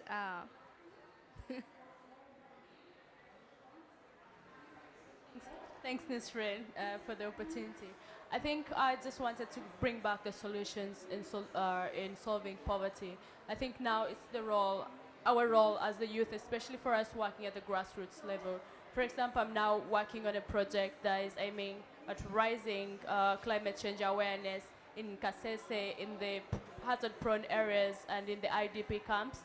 And I think we just, as young people, we have the solutions and we are ready to work with everyone. We just need that intergenerational dialogue and support and solidarity with everyone to be able to take those solutions. And you said it right, like inequality and poverty are the main causes of vulnerability to climate change. And I'm really tired of how everyone is blaming climate change for everything, yet and forget that their root causes like inequality and underserving people and the racism and everything you've talked about. And the other thing I could say is like, let's go and innovate as young people. If the older generation is still taking their time, let's show them that we can lead them. We can lead them if they are not happy to lead us. And we have a new future that we envision, and it's the future with no poverty, the future with no malnutrition, the future where we're able to provide alternative sustainable livelihoods to our grassroots communities and vulnerable young women and children and girls. Thanks. Glad I gave her the floor. Okay, so basically I am here to reflect on what I heard from the panel, but also the questions from the audience. And simply, the issue of peace and human security is the main title of this event. Why I'm saying human security? Okay, so climate change causes many insecurities. It causes food insecurity, it causes water insecurity, it causes human insecurity because it actually provide and became the root causes of conflicts. So by summing all of these insecurities, we find that climate change is the #1 drive for conflict, especially in the sub-Saharan Africa, because most of the conflicts there are based on the natural resources, the competitiveness between the communities, on the resources that are embedding every day and getting less and less. How are we actually going to reduce the impacts of climate change? This is what the panel talked about. They talked about system change, they talked about supporting the small-scale farmers, they talked about the inequalities and how can we reduce it. And I always say by building the resilience of the communities, enable them to adapt, we are not actually building peace. No, we are preventing conflict from happening in the first place. And we always say prevention is better than cure. So it's cheaper, it's easier, it's more lifesaver to actually enable communities to adapt, to build their own resilience, to be able to act more proactive and not wait to the disaster to happen and then we say, oh, we have a famine, oh, we have a drought. Of course, I've heard early warning system, I've heard the support for the internal and external mobility and migration, IDPs and their problems. And I always say it's a series of events that makes the crisis a crisis. It's first of all starts with, for example, a cattle eating a cash crop of a farmer. And then a farmer killed the cattle, and then the pastor killed the farmer, and then the farmer tribe killed the pastor, and then the pastor tribe start a fight with the farmer tribe. And this is a lot of things starts with a very simple action, but by building the resilience of the communities, we can actually stop the catastrophe from happening. And this is why we are all here, and that's why today is a day of adaptation. Thank you very much for being here, and thank you very much for the rich discussion.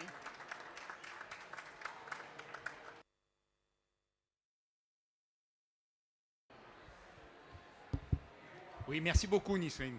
Thank you very much, Nisrine, for those words, for this conclusion. Manuel, many thanks for moderating this event, a highly interesting one, and thank you to all the speakers. Lots of content, lots of emotions, and lots of solutions to the challenges that have been analyzed. Very, very interesting. Many thanks once again.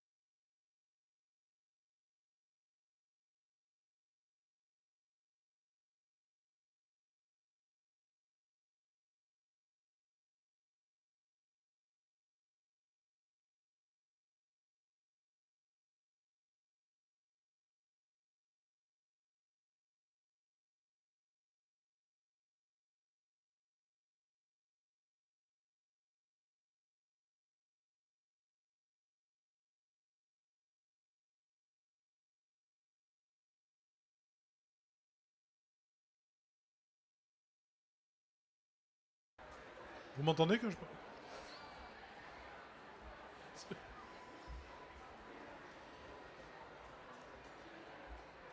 En fait j'aurais eu un micro volant, c'était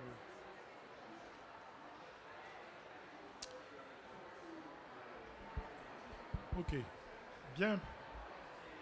Si vous... Okay, please take your seats. Welcome, everyone. Welcome here in the French Pavilion during COP27, and welcome online for those who follow us on YouTube. For this side event, as we say in English, organized by COP27, the CIRAD, AMARENCO, and other French institutions, on the soil health, a solution and a universal asset, from the global approach to concrete cases. In English, we wanted to answer a little bit the film on YouTube, Don't Look Up. We call this Do Look Down, by opposition to the film. Just keep it in mind. Our side again will be divided in two parts. The first part that we're going to talk about a global approach through the initiative for Mille about the health of soils, to talk about the challenge, the climatic change, the desertification, and the food safety. Then we're going to talk about soils in overseas departments of France, and the works that we've done with ADEM and other ministries. Then we with my colleague Eva Van Dest, we're going to talk about the interface energy agriculture through the voltaic initiatives as we do it in Marenco. Thanks to this introduction, we will then hit on the second part. It's going to be a round table for our experts. We're going to talk about the importance of the soil health from different points of view. Scientific, if my friend Lydie Stella Kutika joins us from the Scientific Committee of COP27. Politically and climatic negotiations with Valérie Dermot from the Agriculture Ministry and Food Sovereignty. Now the ground level, so to say, with SECEM, our friend, our partner, Egyptian partner, with Mrs. Soraya Seadeh, and the Regeneration International, who's in another international partner with Precious Ferry, to talk about specific cases of Egypt and the African context. And then the last speaker will talk about the interface with the solar energy production. So this is going to be Eva again. Of course, we'll keep some room for questions and answers and for the reactions. Allow me, with no further ado, to talk very quickly about the initiative 4 pour 1000.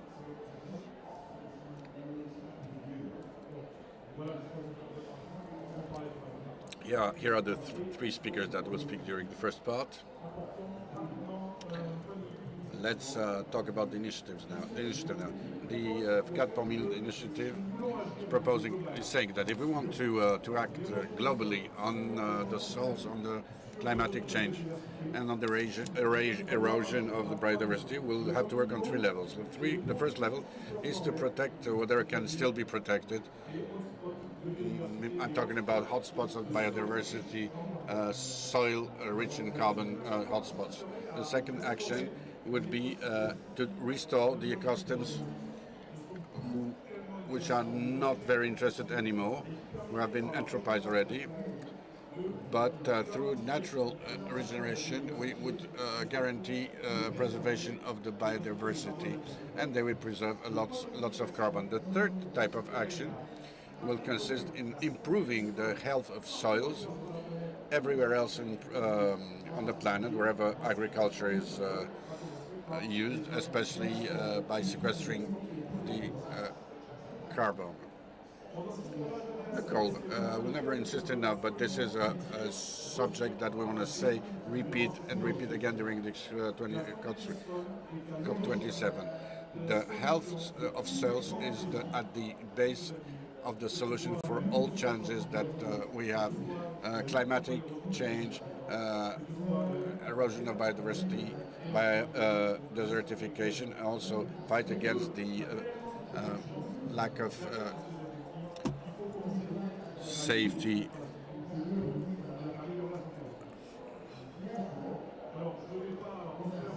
Okay, so I'm not gonna tell you about the functions of the cells. You know they are very numerous, but it's very important to remember them, because cells is not only something that doesn't move where you grow your plants that you use to eat or to feed animals. It's very important to stock to keep the carbons in the soil by captating this carbon from the atmosphere and to keep it in the soil.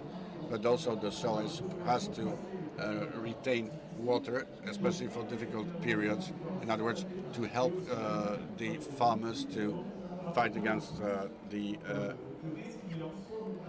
erosion. In other words, to give more resilience on the soils for the agriculture. And the second thing, if you improve the soils, you improve the fertility, therefore the efficiency and their stability.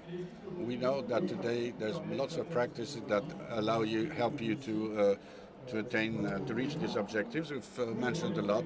I'll get back to it maybe later. Just remember that depending on the place where you are, the cells that we are talking about, it's not necessarily easy to obtain good results, that you have to adapt to these situations.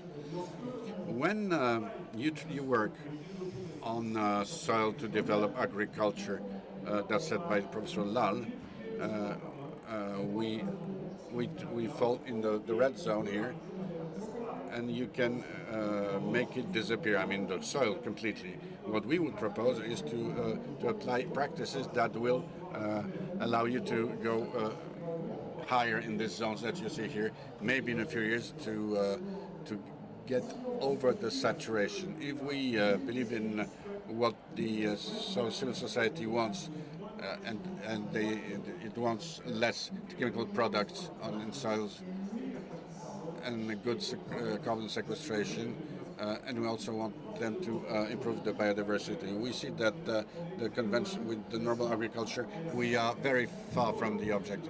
I would say that the objective is on the other side. We should look. We want nature-based solutions, not what we're doing now. So moving from this point of start to another one allows us to characterize what we call the ecology. It's a simple vision, maybe a little bit simplistic of the ecology, but it's a vision that allows to explain that all the types of agriculture that will help you to reach this objective are already present on the planet, wherever you are. The biological, agroforestry, and regenerative agriculture. That all. If you want the PowerPoint, we'll give it to you later. That's just an explanation of the different types of agriculture. Non-labor. There should be something on the soil and continuous rotation. We have to give life and biodiversity to our soils. This reminds me of my times of my studies on forestry. That's south of Sri Lanka. We really have the impression to be in the forest. All the plants that you see here have been planted by men. Quickly, a very complex slide. Don't try to read it. Just to explain you the influence that impact the farmers, and we have to solve it so we can regenerate the soils. To get back to the 4 000 initiative, I told you everything that we wanted to do. This initiative was born from strange idea to compare the quantity of carbon in the air and to the presence in the cells. There's 3 times more in the cell than in the air, thank God. And if we increase by 0.4 the quantity of carbon each year in the soils, that will liquidate completely all the emissions that are not solved by other means. But 0.% is for, as said Barack Obama, yes we can. In 2015, at COP27, we've launched this initiative. You see the photo of the birth of the initiative. 150 partners around the table with a main objective to sequester carbon in soils, to increase food security, to adapt agriculture, to help the agriculture adapt, and to mitigate the climate change. Today, we went from 160 to 740 partners from all over the world. Half of them are members. In other words, they participate to the decision making. Stefan, who is still our president, and we hope he will still remain the president for a year. This is an example of our partners. Of course, I can't put you 700 logos and flags here, just to show you that we're present everywhere. Here's the way how we are organized. We have a technical and scientific committee composed of 14 independent members with parity men-women from all the regions. We could do better. We could improve the representativity of different sciences. We did what we could. Last point, and I will finish here.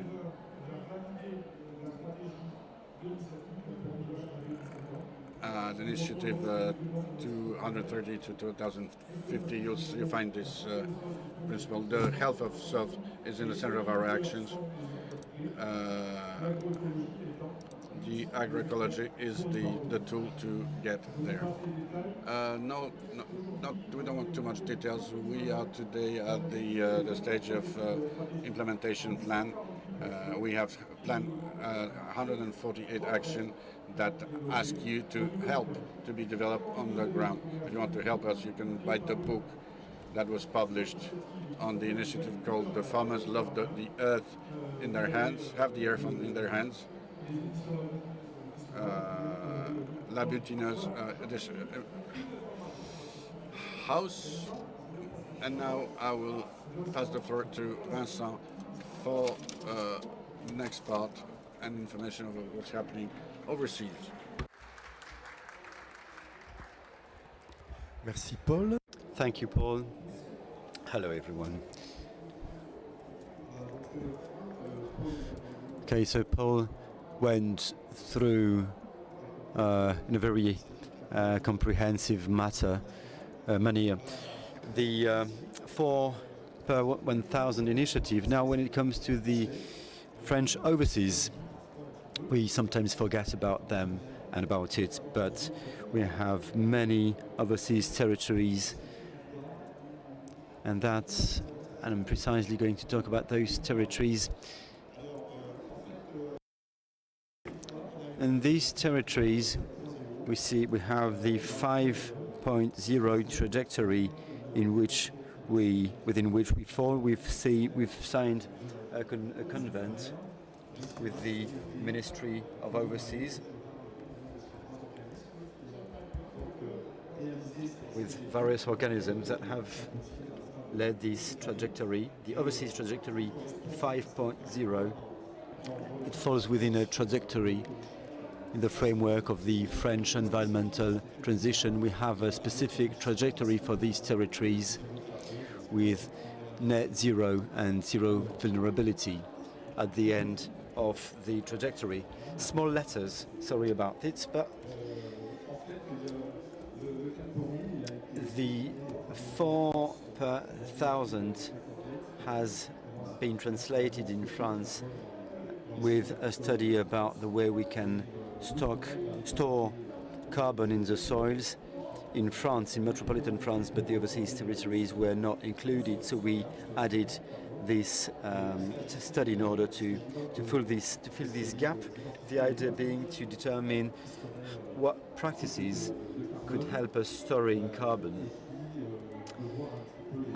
identifying agricultural and forestry practices, and determining which strategies could be included in trajectories that would be compatible with the net zero objective. This study is about overseas territories, as I was saying, but it has also a regional impact, since such organizations like the CIRAD, the IRD and the INRA work in the French overseas and have an impact, a regional impact as well, in the neighboring areas. When it comes to the French overseas, it's about small islands around La Réunion, in French Guyana as well, and the Caribbean islands. Sorry, I'm a bit struggling technically with the slides. Here we are. So, French Guyana and the French Caribbean islands. In these regions, our studies have an impact when it comes to the neighboring countries and the neighboring areas. We have the Amazonian forest, for instance, very close to French Guyana, and a cooperation with, we cooperate with our friends from Brazil, obtaining results. These territories, there is an interesting variability when it comes to the climate. It's an intertropical area with an agriculture, a climate, and an economic situation that is quite diverse. For the 4 per thousand perspective and prospect, you can see French Guyana, the Amazon, the snow in these tropical areas of the Réunion Islands, the Caribbean islands, and other overseas with the sea vegetation. The aim of this study was to come up with a state-of-the-art when it comes to the studies around carbon storage in soils, and to share this knowledge between territories. The ambition being to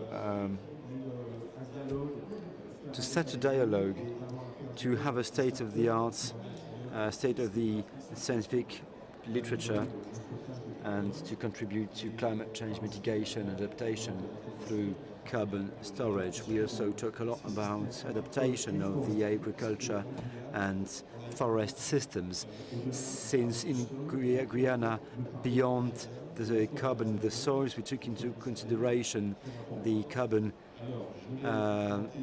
capture in the Amazon forests. It's a partial study that is reaching its end this year. I don't have the final results, by the way, but you can see that in comparison, when it comes to the French territories, you have here French Guyana, La Martinique, La Réunion, and France mainland.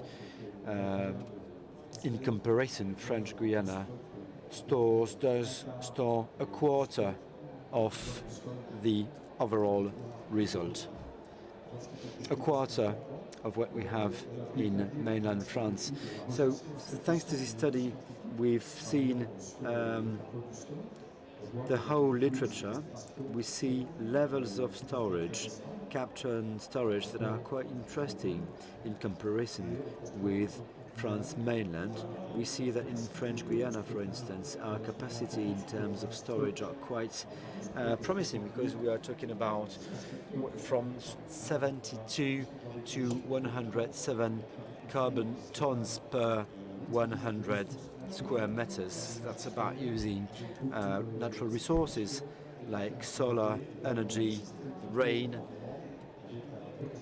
The potential is quite interesting in terms of carbon sequestration. The territories are diverse, as I was saying. The superficies are different. We see that we have lots of forests in certain territories. French Guyana, especially where I used to work, where I have been working, I'm still working there. by the way. We can see crops as well, grazing land, natural soils. So it's very diverse when it comes to the other overseas territories, less in French Guiana. Studies have been carried out for each and every one of these territories in order to better understand how we could enhance, optimize the carbon sequestration, and to see what happens when we switch from one type of lands to some other, from a forest to some grazing lands, for instance. We see that the consequences of the systems management leads to some changes when it comes to the results in terms of carbon sequestration. It's closely linked with the organic materials. We have a huge potential when we store carbon. We have an important carbon production potential when we store carbon in the soil. There are various practices that can worsen the potential, the carbon sequestration potential of the soil. Conclusion: changes when it comes to the fact that the way you use soils leads to changes when it comes to the carbon sequestration potential of your soil. The most spectacular one being, of course, when you switch from a forest land to grazing lands or to anything else, in fact. So it's about measuring how much you lose so that you can determine which practices, which action will have the least consequences, the least negative consequences.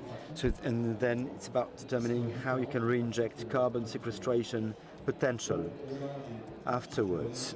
So the practices are linked with agroforestry, with agroecology. They are quite efficient and lead to carbon sequestration, but we still deal with areas we don't know much about, which means more studies are needed when it comes to these questions. The question is about conclusions, the takeaways from the studies, because it's not about carrying out, making studies for studies, it's about drawing conclusions that will prove to be useful when it comes to French Guiana, for instance. It contains half of the French forest. 50% of our French forests are in French Guiana. So for obvious reasons, French Guiana is extremely important when it comes to carbon sequestration. These territories count on an internal organic development, to speak the company's way. So it's about the socio-economic needs and trajectories, net zero trajectories. Our studies show that that's where things are happening. This is where we can implement practices that will be positive and have a positive impact when it comes to our territories overseas and when it comes to France, broadly speaking. Prospects. We'll try to address other issues thanks to via our scientific studies around the good practices in terms of carbon sequestration. Scientifically speaking, we don't know everything for now, but it's about implementing the practices, taking into account the socio-economic pitfalls. It's not always easy. We want to underline and to promote the best practices. We want there's a degree of advocacy. We promote these practices when talking to farmers, of course. We work at the regional level as well, as I was saying. We cooperate with Brazil. We have a friend from Brazil, by the way, in the audience today. We have some tools that have been created in French Guiana. We do cooperate with Brazil in order to determine how we could create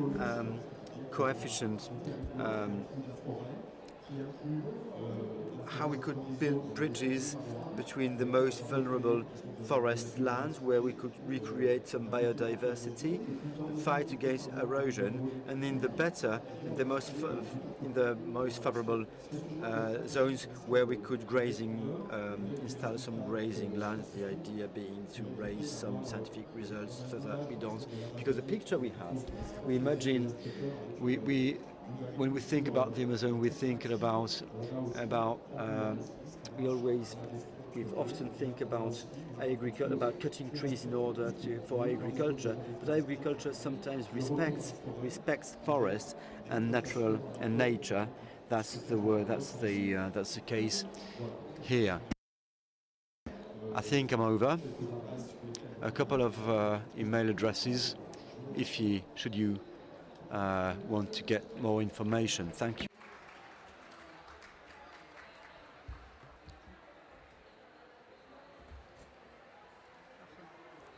Ça marche? Oui. Bonjour à tous. Merci. Hello everyone. Thank you. I will go on the solution and implementation aspects. So I will introduce an innovative concept that we've developed with my company. It's called AMARENCO. It's first of all solar energy producer. So our first objective is to install infrastructures that would produce solar energy, and we are present in more than 14 countries in the world. We are a European firm, and we're present in Asia and in the Middle West. We have an Egyptian team with Solarize Egypt. They are present here today with us. And this is special because moreover the investments in solar, we also invest in nature-based solutions. So it's a real investment, money to regenerate ecosystems, soils, where we develop our electricity production plants. My company develops an economical, innovative model, and want to have an influence on all the actors of the solar sector. That would be great, and maybe on a larger scale by encouraging the private sector to take on its responsibilities, not only by stopping damaging the environment, natural environment, but also by developing models and by proving that we can also regenerate. Well, the economical model we develop, it starts by the sale of electricity. This we can do. A new market that develops more and more is what we call origin guarantees. So today we can sell to our clients, those who want to buy our electricity, we can sell them the energy attribute certificates that guarantee the source of the carbonated energy sources. And AMARENCO will add an extra ticket for the regeneration of ecosystems, and we advocate to create a business model that will valorize these actions to encourage companies, private and others, to do the same. Here's the concept that I'm going to show you. It was created by these two men that started in the solar sector more than 10 years ago. Alain Devine, who is the CEO of the AMARENCO Group, who holds this vision, who is an engineer who started with water first, and then 15 years of his career he's dedicated to water and decarbonated energy. David Lecoupe, who's also an engineer, and who's developed very early the solar concept in African countries. And for the last 2 years he left everything. He left everything with his family. He went to living in a small village in the Nouvelle-Aquitaine region, and he's in bio. This is the model he's proposing today, and this is what I'm going to propose. So, to present today. This agrivoltaic model that integrates solar energy and agriculture that I will present you is a result of experimentations and research over 10 years that we've invested in infrastructures that create synergies So what I'm going to show you today, it's the fruit of all these works. I will not, you know everyone, you all know the situation, just to start the situations. As IPC is saying in its report, the protection and the restoration of the ecosystems is a priority to mitigate the effects of the climate change and on biodiversity, with 4 pillars that are mentioned in the report: protect, restore, good practices agriculture, in terms of agriculture, forestry, and the transformation, sustainable production and consumption.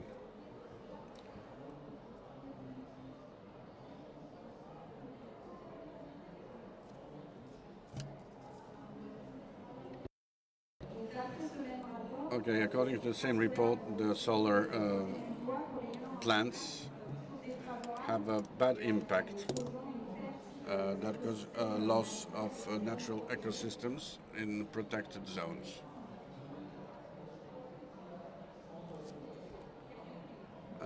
The battery is over. Okay. The agroforestry, as mentioned before, is one of the practices that has the most positive impact of this biodiversity and on carbon storage, thanks to the matter that is used, that is crushed, and the carbon storage in the soils. Thank you.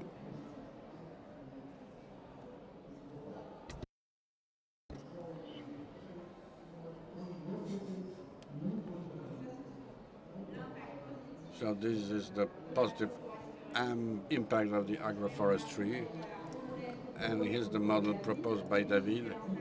He's moved in agroforestry and integrates vegetation with the production of crops and raising of animals.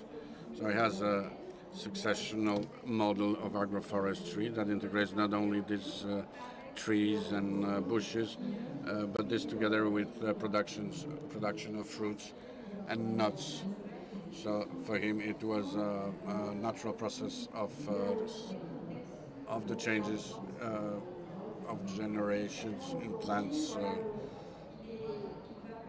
See, today he plants in agroforestry to produce fruits with trees and bushes, and then within this system, together with the different layers, you can see the last canopy on the bottom. There are trees that bring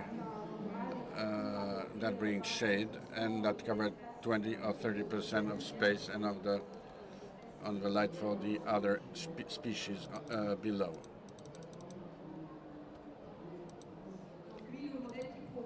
So his model is to replace this last layer of canopy by solar panels that will recreate the shade 20-30%, and at the same time they will protect the crops below.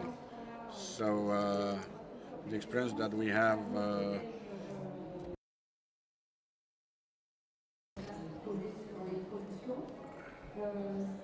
it protects, these panels protect also from direct rain. Is a second problem for the agriculture, and it will limit the development of fungus and the usage of synthetic products. And finally, protect from direct rays, solar rays, the direct impact on the plants. I will show you that in the middle of the day in the summer, this is the time where the plants need these actions the most. All these protections exist already in the agricultures in the shape of nets, protective nets, but they are suddenly done with plastic or non-sustainable materials.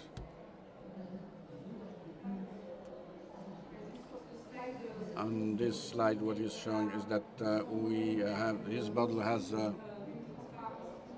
and the south has a transparency, high-level transparency, and otherwise different. With the shade that it brings, it turns out the light is also at the available for the production for the plants. This is what is shown on this graph when where he's used software used in the solar industry that allows to model these things, and so that they had a perfect match, a shade, the famous shade 30% that is desired by the production, especially during the hottest months in summer and during the middle of the day period. So we have excellent access of light for the plants, and at the same time a protection, and he is producing energy, solar energy. So I'm going to end up here. I have 1 minute left. It's my last slide. We also did an analysis of the carbon avoided thanks to this solution that integrates at the same time a decarbonated energy production, but also an agroforestry solution that allows to store carbon in the soil. Okay, I am at your disposal to discuss the matters later.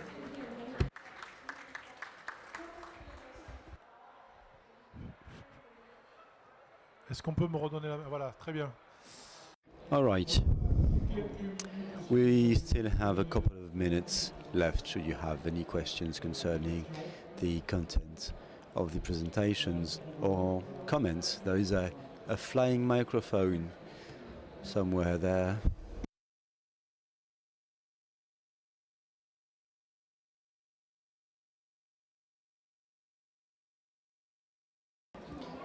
Hello everyone. I just came over, so I missed the beginning of the conversation, but when it comes to carbon sequestration, I might have to say we are deeply interested. I used to be the Minister for Environment in Guinea. I'm now the representative of my foundation. That's the women ministers and MPs network in Africa. If I got it right, after the forest has been lost, the carbon can be sequestrated, stored in the soil. Is it right? Yes, you got it right, but that requires adapted agriculture practices so that the carbon goes back to the soil and stays there after the forest has been cut. Yes, after, I mean, the deforestation means you lose your carbon storage potential. But should you want to get back to this potential, that takes steps we've been describing. Well, I'm deeply interested in those techniques. I would have a chat. I would be in to have a chat later, which we can do, of course, in a couple of minutes, of course. Another question, I believe. Yes, thank you very much. I have two questions. The first one concerns the last message about the model you've been describing. If I got it right, the soil was naked. There was nothing there, and then the crops went. It's about the cycle of the system. Once you get a forest, how can the system restart? Do you destroy someplace else? How does it work exactly? Second question. How to join your initiative, the 4 per 1,000 initiative? I can answer the first question. So how does it work? What happens is you plant everything together at once. So first you install the solar infrastructure. More often than not, what happens is you install that kind of model on destroyed soils, very often former agriculture used soils. So you put the solar system, which takes roughly 6 months. Then you have to decompact the soil, and you have to work on it, putting some green nurture on it, and then you plant trees, all the kinds of trees, those with fruits among others. So the idea is to maintain the agroforestry system for a couple of years, meaning 50 years roughly, so that you make money thanks to the trees, and while at the same time you sell electricity power to make it even better. At the end, the idea is to make the system last as long as it takes, so you get a repowering, because the solar plants live for 20, 30 years. Thanks to repowering, we can make it last even longer. And when it comes to joining 4 per thousand, Paul, perhaps will you answer? I'd like to pick on this question, and to answer your question, lady, we tackle the time issue when it comes to storing carbon.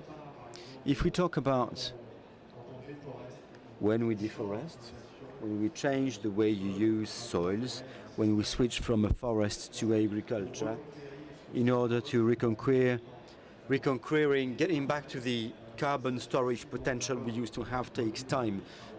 So it's about the techniques. Graving lines are a good system because there are lots of roots there that regenerate, and that's the pathway the carbon uses. It goes through roots, then roots die and create some natural nurture. So the carbon either stays there or is sucked by the soil and given back to the atmosphere. So the idea is to get back to this potential. Then there are the metrics, how to measure carbon storage. We often have a propensity to measure it in the soil, but now what we do is we also measure in the soil, but deeper, far deeper, because the carbon that is there can be re-engaged. The carbon that penetrates deeper is it's refracting carbon that will be able in some hundreds or thousands of years to store some carbon itself. Thank you for the questions. I think we are now going to switch to the second half of this meeting. We have a speaker. One of our speakers didn't join us, unfortunately. So Vincent, I think we should come off the stage. Eva, you can stay, of course. Valérie is going to join us from sovereignty, food sovereignty. Precious Philly as well, from International Regeneration. Sarek Sadeh as well, from Sechem. Lydie Stella didn't join us. Valerie is here. Precious is with us. Helmi has been replaced. 4 women. We stick to the guidelines. Even better. Fair enough. So when it comes to the slides, we have to go further. Well, you have the remote control, by the way. So if you could switch to Valérie's presentation, thank you. S'il y a des animations, c'est bien. Ça fait gagner du temps. C'est une très bonne chose. Bon. Hop. Voilà. Voilà. Valérie, tu peux intervenir en français ou en... Valerie, you can speak or English, whatever you want. You can make a choice. Okay, the tradition is to speak French in a French pavilion. So here I am. I've been asked to talk about the evolution of the taken into account of the cells in the negotiations on the agriculture in the CNUC. And we'll start by B for the Common Action for Agriculture. So there is a series of workshops between 2013 and 2017 on agriculture. I'm sorry, the slides are not very pretty. There was a first workshop, or one workshop, in May 2016 that was about the adaptation measures. And here links to all the reports of the workshops for all those of you who are interested. And we're talking about soil carbon. So, well, there's not many words here. Then another workshop in May 2016 also, speaking about the practices and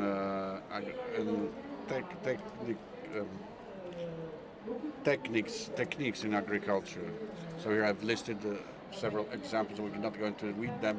As you can see, there's quite a lot of content. Then we've had a workshop that was about the early warning systems. So here, as you know, the soils are present in the title of the workshop, and I've seen that our subject has been mentioned a few times, but not many times. And then that was 2015. There was another one also, on the risk and vulnerabilities, and that's some information. 2 or 3 times the things were mentioned. Then in November 2015, on another workshop on adaptation, basically. And 2 references on soil erosion and protection. What conclusion can we draw out of it? Well, yes, the soil was making part of the structure. We've talked about it and mentioned it during the workshops. This workshop was about sharing the experience of different countries of what was happening on the soils and what were the projects. But before 2015, in this process, there were workshops and then reports from the workshops, and the process that was it. So data was here, but it has never been capitalized. And then end of 2017, we've created a cognitive joint action. It's a group of negotiations on agriculture. It's on the SBI. It's the institution responsible for scientific and technical aspects. There's been 6 workshops plus 1 between 2018 and 2021. And here again, as you can see, the slides are pretty full, but I gave you all the titles. The first one was about the capitalization of the past. That was about subsidiary institutions that were talking about their projects in agriculture, agricultural subjects. Then there was the assessment of the adaptation, another workshop. We spoke about soil, but it was not the main subject. It was about measuring vulnerability, so it's a different point of view. And then there was the C, the workshop all about soils, about health, fertility, and others. Claire has said a few words about it. Paul Chenet has spoken about it too, because he's member of the scientific committee of the organization. Then we're talking about the nutriments and the management of the of what's produced by raising animals. And then one on extra workshop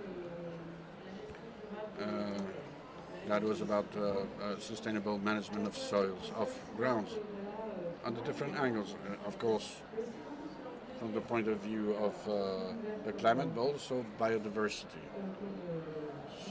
So the discussion was quite open, I would say.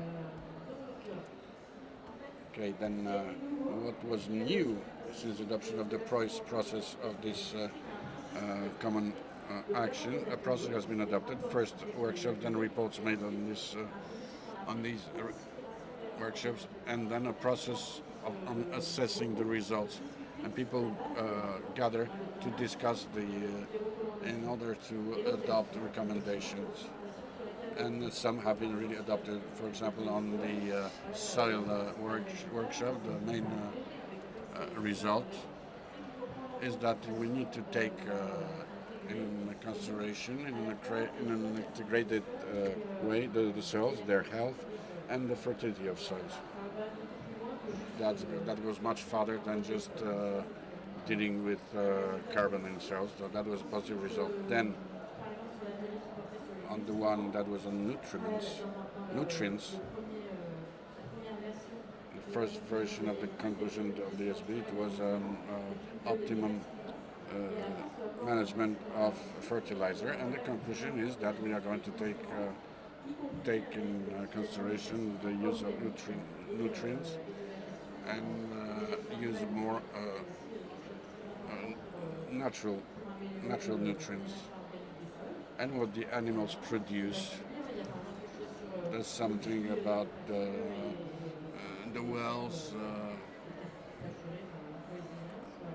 and grazing lands, pastures and grazing lands. Then what else? There's diagrams everywhere, as you know. Sustainable management of the soils. It's always holistic management. So here, for example, you can see taken into consideration the multiple benefits for society, water, quality, biodiversity, soil and organic matter, diversification, recycling, and efficiency. This is very much connected to the organic matters from the soil. I'm talking about the recycling here. Then last slide. I know they are not very nice to see, but still, what we can remember from this one is the restoration and the conservation of the ecosystems. For example, so conserving and restoring ecosystem. That's just an example. But many conclusions have been adopted during the workshop. Maybe next week there will be a decision of the COP that will adopt all these technical elements, and that will ask the parties to use them, and also to institutions, including financial institutions. That would be a real implementation of these technical results that are quite satisfying. Thank you. Thank you, Valérie. I remember that you are interested in a systemic, holistic approach, which is extremely important because everything is together. Of course, at a certain stage, we have to separate things in order to understand them better. But a systemic approach later on the pathway is extremely important. It's more difficult today to consider for the various stakeholders and negotiating parties. I will have a question about the what's at stake and the conclusions when it comes to the agriculture as you become a decision maker during the COP. Could you answer this question? For example, when it comes to the COP decisions, it's about asking financial institutions to take into consideration. If we invite them, we ask them to consider those in their work programs and in the programs that are financed on the field. It's about you can have carbon storage in the soils, you can have soils health, and then it's the question about which project is chosen and financed, and that's related with agroecology. Okay, so that we can conclude, I'll give the floor, but I think the percentage of public money for agriculture amounts to 0.5% of the rest, if I'm correct. I think that's the figures I remember from the World Bank. So that's not a lot of money in relative terms. I hope this figure will grow with time. I would like to give the floor, thank you Valérie, I would like to give the floor to Precious Hande from Regeneration International. If you could tell a couple of words. You can speak English, of course. Yes, this is what I give you 5 minutes, okay? 5, it's okay for you? Thank you. Hi, my name is Precious. I am from Regeneration International. I come from the beautiful country of Zimbabwe in Southern Africa. So apologies, I cannot speak French, but I really appreciate the opportunity that we've been given to share a bit of an intervention on practice and really the hope of regeneration. And I'm so grateful for all the colleagues that have spoken ahead of me. We heard all the figures, all the science, and definitely regeneration is science, practice, movement building, and now really we are also importantly needed in the spaces here in the COP27 to definitely give our policymakers information for them to make decisions. So Regeneration International is a global network. I could have brought a few pictures, but I know I have 5 minutes, and definitely PowerPoint wouldn't have cut it. So I hope my sharing of a story will also help you visualize. We are a network globally supporting regeneration and regenerative practices of farming, talk about agroecology, permaculture. And on a daily, I work with farmers in the land of Zimbabwe and across Africa to regenerate landscapes. So this is regeneration at a much broader landscape. And in Mexico, we have a farm, is Regeneration International, that also shows the possibility that we have on building soil health. So I do know that today is Agriculture Day, and the importance of the farmer can never be overemphasized. And at this point, there is no farming without building healthy soils. And I think it's very important to also recognize what healthy soil is, because it is really looking at soil on a broader spectrum of the life that it carries, and also that it can support our own lives. When we work with farmers, it is important to bring ecological processes to life, or ecosystem processes to life, basically building back up the natural ability of the soil to capture carbon by growing green plants, and we manage grasslands, building back the soil's ability to build again biodiversity. And so again, also making the most of the energy from the sun to feed animals, people, and the environment. So every time I think of regeneration, I've also been benefiting from my friends who talk about win, win, win. So 3 wins. Social wins, which means it can bring peace between people, because when you have enough food, not only enough food, but you also have a say in how you produce it, people can have that space of abundance and sharing all the produce, but all coming from soils that we've worked on with our natural methods of healing it using livestock, fermented manures, and building the localized biome of the soil. And then economic win, when you can feed your family, you're saving money to buy synthetic fertilizers, buying food from the shops. At last, we can all really agree that milk doesn't come from the shops. Milk comes from farmers, right? And that's the message that should go around to all the young generations all coming up.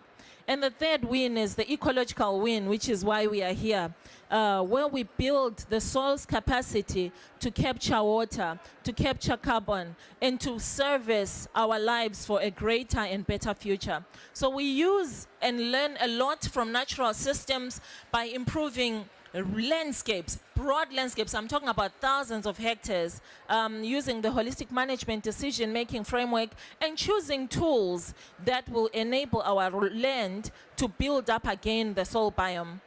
At Regeneration International at the ranch, we actually have an agroforestry system where we grow agave, with the trees that are called agaves. They're dryland trees, but we mix it in an agroforestry system with mesquite trees or anything that will build back nitrogen. But this is to support livestock, especially in the drylands, in times where growth and nutrition in the grasses is very poor, and then livestock can be supplemented with what we grow on the farms. In Zimbabwe, we heal rangelands using animal hooves from what we've seen in the African wildlife spaces, bringing back grasses, bringing back rivers, and causing farmers to thrive. This is a social movement, a science, as well as really a big practice. But before farmers can choose how to heal their land, they have to understand the environment that they manage, and therefore, culturally, everything must be relevant. When they grow food, the food has to be relevant. Whose food and what food, before we even get it to our tables. So this is just a brief story, and I hope it brings out the story of the importance of agroecology and regeneration in farming spaces. Thank you.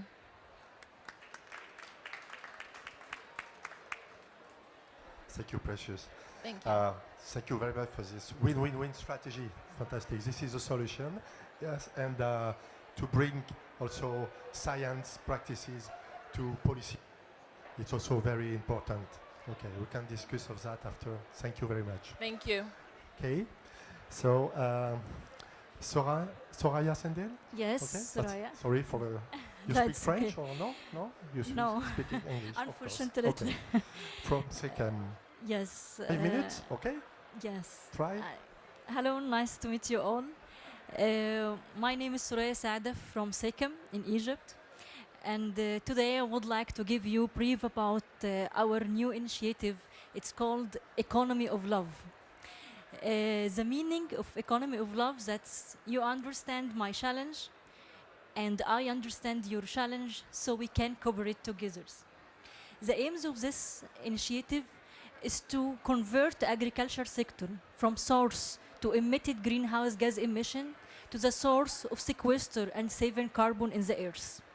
This could be done by converting all farmers to be an organic farming or carbon farming.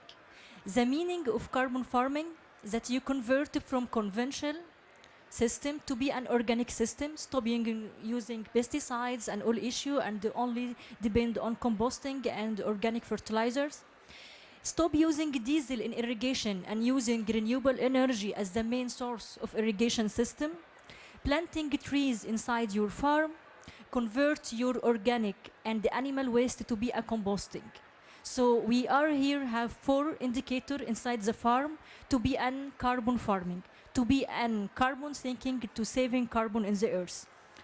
Organic, trees, renewable energy, and composting. We started this initiative in 2018, and finally in 2020, early this year, we success to issue an agriculture carbon credit. It's called EUL Agriculture Carbon Credit, certified from ISO. This is to incentive the farmer to change, because if you would like to discuss with the farmer all this benefit, he will be very happy to convert. But we must incentive them to change. This is EUL Agriculture Carbon Credit, be like additionality income for farmers to incentive the farm, to improving their soil analysis.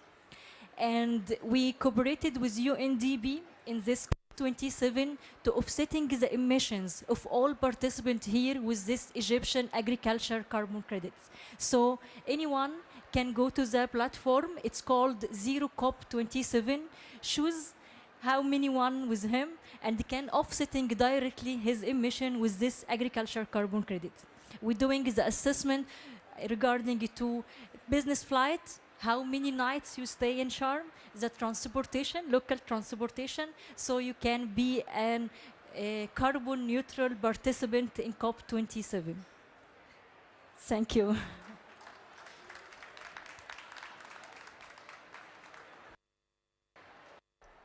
Thank you, Soraya. So it's a win-win-win-win strategy. Wait, okay? Okay, not 3. I appreciate the fact that to incentivize the farmers. Money is very important. Without Yes. money, and politics must have income for farmers. That's very important. Thank Yes. you. Okay. Yes. Because currently, if you look to the farmers, how they can convert, how they improve their soil, you find there was only 2 options: giving them fund which also unsustainable because some farmers can get this fund, but other small-scale farmer couldn't get this fund, so they can't change, they can't improve their soils. The other issue is to offering this product with a higher price, and this is the main issue now, to have the organic and the healthy food with higher price than conventional, because to incentive them, and also this is unsustainable. But if we can giving this incentive by this is carbon credit, he didn't now need it to increasing his prices, so we can offer the organic healthy food with the same price of the conventional food with this additional income from EL carbon credits. Okay, so carbon credit, it comes back after in the debate, perhaps. Okay. And just before debate, Eva from AMARENCO is coming back again. Yeah, just 1 minute. 1 minute. Because Fantastic. you hear me already. Je me suis mis à parler en anglais. I started speaking English. I don't know if am I supposed to speak English or French because I don't know anymore. I told us to speak French. I'd rather see one of our partners sitting at my place, Desert Control, for example, with whom we've signed an MOU recently to get back on the vision behind the application, the implementation of the solution of AMARENCO that I proposed to you. CAT with the IFAO have given figures that are huge concerning the degraded soils today. So the idea is to address solutions for these soils, polluted and degraded soils. We, with these solar power plants, our idea is for our structures, solar infrastructures, this means billion of investments, but a very small percentage of investment, extra investments for the regeneration of the soils, and to regenerate these degenerated soils would allow to do a lot for the regeneration of these soils by implementing nature-based solutions. This is what we want to promote, and the good part of the solar is that we are going to occupy soil for a long time, even 40 years in extreme cases, and this is the time that is necessary to restore a good state of the soil. What we would like to see is that these soils become again good for production at the and for agricultural production. This in the context of food security challenges. I've traveled to India and to Thailand recently. These countries have understood very well the state of their soils, so they are very interested by these models. There's a first stage of restoration being implemented. In that purpose, you need to attract investments. We hope that it's going to be a real economic model that will develop and will be able to work with institutions. I would like to hear more about the decisions in this area. Are there any things that the natural resources are key for our survival and life on the planet. So it's not normal to have that much money, economic model so sophisticated, so complicated. We all need energy, of course. The European crisis shows it now. It's showing it now. We also know these natural resources, and we need to find an economic model. So it's not only the public funds that take care of it, but all the private sector should focus on it. And I will end by saying, because we've addressed the subject of sustainable finances a few days ago during the finance day on another pavilion. My idea was to say that if we come with innovative concepts that project in the future with new economical model that will integrate the regeneration of economic systems, maybe for the most difficult partners, they will stop damaging their natural resources. That's the first thing to do. Thank you, Eva. That's a very good conclusion, and it wraps things up. We are running late, though, I'm afraid. So perhaps could you try to structure the debate around the fact that when it comes to 4 per thousand, it's about how we store the carbon, how we measure the results in terms of storage, how you spread the information among the stakeholders, the farmers above all, and the policy makers and the wider public as well. Running late, as I was saying, so perhaps let's make it interactive with the audience. We have 20 minutes left. So, who would like to pick up upon what has been said? Olivia, no? What do you think? When back to the practices, to the time schedule, if I got it right, we struggle with financing projects when we don't know a lot about the time frame. Is it for 5-year time, 10-year time, 15 years? And that's a challenge, I believe. Well, we didn't talk a lot about it in the SB conclusions. What has been written is a long-term thinking is needed when it comes to investments. It always takes time, so you have to be patient. When it comes to environmental services payment, that's not something we've been talking a lot about, but we've been talking about internalizing the externalities. The OECD has been talking about it a bit for about 20 years, but it might become more tangible in the upcoming month, I hope. I don't know. I really want to respond or react or say a little something about financing. The idea that it's tough to finance soil health or regenerative projects using a framework that is not holistic in approach. Because there's a lot at play. We're talking about something very complex, but then unfortunately the financing models that are available are all, I'll use the word reductionist, because they finance towards an objective, but then you are financing self-organizing living systems. And as such, I think the frameworks must or have to really align to the dynamics that go hand in hand with healing soils and transitioning from the everyday agriculture that we're doing to one that is regenerative. And as such, the outcomes have to really measure social, economic, and ecological benefits that we see. And so I guess we have a lot of work, even at policy level, to design policies that take care of the complexities that go hand in hand with healing the earth. Yeah. Actually, financing is always the problem. But if we're searching about you need to finance to change, you need to finance to do something, maybe you will not do something. What we do in our case, we're thinking how we can finance ourselves with ourselves, not to asking for funding or investment. We start with very small scale farmers in الواحات البحرية. She is Oasis here in Egypt, 300 hectares.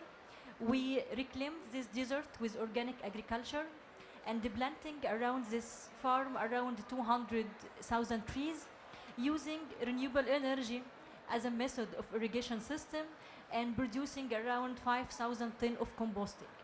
And we go to the process of certifying this amount of carbon sequester in this farm to issue carbon credits. And we try to sell these carbon credits with our networking, who's no SECAM, who guarantee SECAM to getting financing for another farmers to do that. So we say is you can make just small success story to let the people look to you and financing you to outgrow your project. Ouais, et je vais juste insister sur ce qui a déjà I'm going to emphasize something that already has been said. There are two pathways when it comes to financing projects we've observed. It's about going out from the silo logic. It's about having a systemic approach working in cooperation, building bridges between the topics and the sectors, because the externalities, the positive ones, are streamlined in a systemic approach so that you cut the costs of other resources you might need. That's something we've seen. I've seen it for 3 years when it comes to solar energy. It's already quite hard to have agriculture and energy cooperating. We also need, on top of that, scientists to help us, to support us, so that we build the right indicators. So it's about developing your own methodologies internally while needing green lights from here and there. This is what I appreciate when it comes to the 4 per 1,000 initiative. It's the fact that we have networks between ministries, NGOs, stakeholders from private companies, farmers, various sectors of industries, because we're deeply convinced that sharing our experiences and knowledge is what will have us becoming able to go forward. Thanks to the knowledge, thanks to the experience, we can find solutions together. So I think there is something developing now when it comes to the ecosystems and when it comes to the double materiality. What we are going to try to get from companies goes beyond CSR, because that's something companies do. They want some impact for their companies, but what I would like them to do is to streamline climate change within their business models, which changes the concept of profitability. Well, that's an important bit indeed. Before we give the floor to the audience, I think that an initiative like 4 per 1,000 allows for that kind of dialogue. Science is about spreading knowledge. There are lots of knowledge in silos, in directories, in the shelves. It's about opening the shelves and engaging operationally scientific results. I think an initiative like 4 per 1,000 is doing just that and doing great. The audience now, and a flying microphone. Yes, hello, Olivier Dauger. Agriculture Chamber representative. I'm a specialist. I work upon climate. I would like to ask about the situation, the place, the room for farmers when it comes to that. There are small projects, but then there is making things broader, spreading the knowledge, and the business plan behind that. There is carbon, there is biodiversity, but there is a work around the business plan, economically speaking, because you say companies, and you're right saying so, that companies have to streamline the climate aspects. But for the agriculture, when it's coming to it, it's always a question of money. It's either you go for something or you don't go for it. And the axis that will make the decision is the money. C'est un élément essentiel de la réussite. C'est comment on gère ces datas, comment l'agriculteur peut accéder à ces datas. Parce que c'est quand même lui le porteur de projet. Si on veut garder une production alimentaire prioritaire dans l'agrivoltaïsme, c'est le principe de l'agrivoltaïsme, il faut impérativement que le producteur maîtrise, s'approprie complètement cette chose-là. Donc je ne sais pas ce que vous pensez en termes de données. Est-ce que c'est le producteur qui maîtrise les données? I know what you think in terms of data. Sorry. The last point, you're talking about the financing projects on the side of your project, so to say, voltaic project. Do you do any projects on cells that could be used for agriculture elsewhere? And do you have any project that will allow to keep the agriculture functioning? I know that we see agrivoltaic projects that develop, but only on grounds that have weak potential, because they could be agriculture, but somebody said as we're going to finance it on the side. Could we avoid using the good soils, or could we integrate forms, agrivoltaic forms that are not as perfect as the one you've said, because it's a beautiful example. I'm not saying nothing, but difficult to implement in some regions. Okay, I will answer. Okay, I'm not here to spread the agrivoltaic concept. I just presented an example that was created after long years of thinking, reflection. I know the intensity of debates in France. They try to reduce it to very concrete cases. Now on the dissemination, you have to be careful on that. And I'm going back to what I said before. We need to keep the complexity and keep a very targeted approach, especially when talking about regeneration, when we're talking about agriculture, but there's no one agriculture, there's not one way to regenerate. We know that every territory has its own culture, every territory has its own climate. We are lucky to be a European actor, but also in countries in the East and in Asia. So the things are different. There's no standardized answer or solution, but we can develop models, we can develop methodology, and this will allow to address targeted solutions. I'm coming back to the challenge of the economic model of the regeneration. We know that the biodiversity will be local and complex, and how to finance it. So this is our challenge. The second one, the data, as you said, we are an actor. We are all in open data. That's not the case of everyone, but this is the philosophy of our company to share. Consider the emergency, the present emergency. We have no time to try to make money on it. If we have good solutions and somebody else can develop them, it's okay. Our solutions were not perfect, but they've all started with farmers. AMARENCO came there as an investor, but we helped them, we assist them scientifically and in other ways so they can develop their own projects. That's the case, for example, with David Lecouf. Today we're trying, in the economic model that we're working on, we would like to find co-investors. It's not difficult. It's difficult to marry the two models because of this silo approaches. We want to make it so these partnerships and synergies can actually function, where we will be able also to make the debt safe for those who lend money. So it's an interesting model that shows how we can create synergies between the things.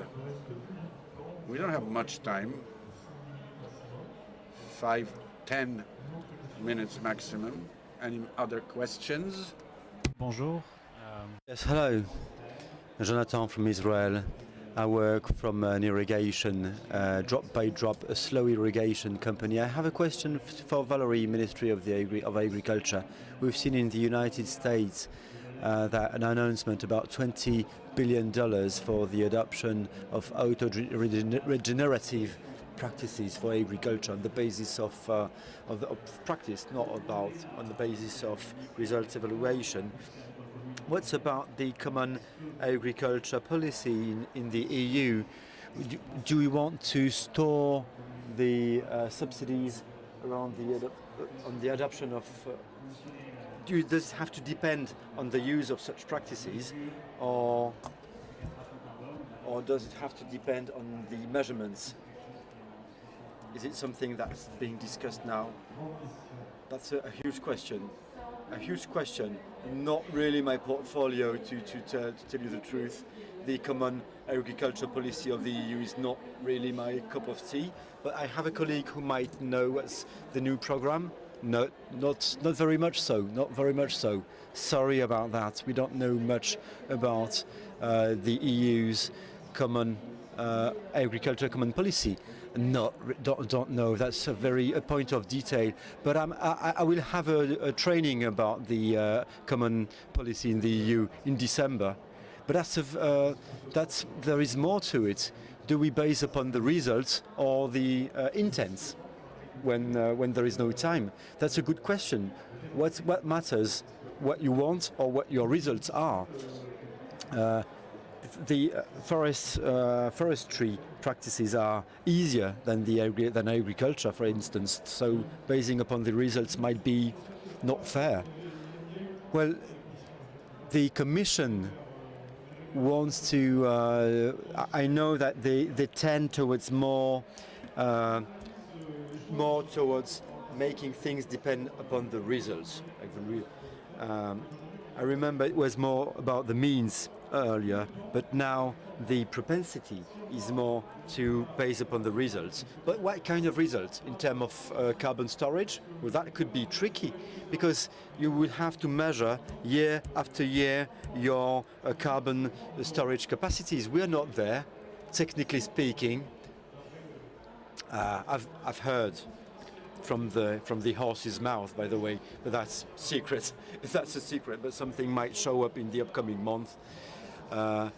Based upon technologies that might be spectacular. I can't tell more about it for now because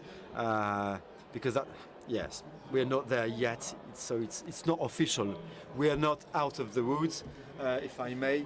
But things are going to show up, technologically speaking, in the upcoming years, and that would be extremely handy because, of course, results are very important. And in an ideal world, we would always base upon the results, not upon the good intents. There are many many statements that have been made. You can work on both. We are going there step by step, but we don't want to go too quickly. You can't tell the Commission to not to work too fast. They like working slowly. Oh, sorry for those words. Let's cut it. Okay, conclusion. Well, a couple of minutes left, so perhaps one last question. Is there another question? So you don't leave the French pavilion frustrated? Your experiences are highly interesting for us. I would like to ask for your phone numbers, email addresses. That's the most important thing for me. Of course, that's what the side events are about. That's what they're for, to build networks, to get in touch. Of course, conclusion perhaps. Yes, to answer your question, we do have your visit card, by the way, so we'll get in touch, and that's not only a promise. You can take my word for it. We will be in touch. So a couple of things that pop up to my mind while I was listening to the discussions today. We see that there is advocacy works, crescendo, step by step, but it works. People are getting aware of just about how important soils are. Decision makers, farmers, companies, and this is rather good news, isn't it? People who attend the COP and have been doing so for a couple of years. Not me, I'm a newcomer, but I hear people saying that we talk a lot about it, not only about that, but a lot about it. And that's very good news for us, because this year we've decided to fight. It's 2022, it's a bit of a peculiar year. All the UN conventions, like there has been Rio in '92, and all of them have their COPs. The desertification COP in Abidjan in May. There is the climate one in Sharm el-Sheikh now, and next month there will be the biodiversity COP in Montreal. This year we have to explain people who take part in the COPs that soils health is the beginning of every action if we are to solve the biggest issues that we are facing, if we are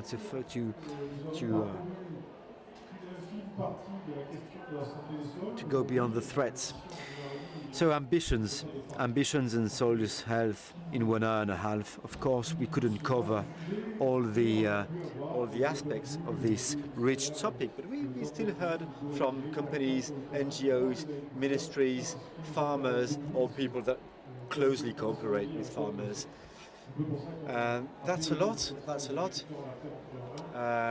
We talked about that book. Farmers have the earth in their hands, because indeed the earth is at their hands at this moment. Working upon soil's health is working for the future of humanity. I've told it earlier during another roundtable. That's not about saving the planet. The planet doesn't need us. But we need the planet. It's the other way round. We often talk about saving the planet. No, we are trying to save ourselves.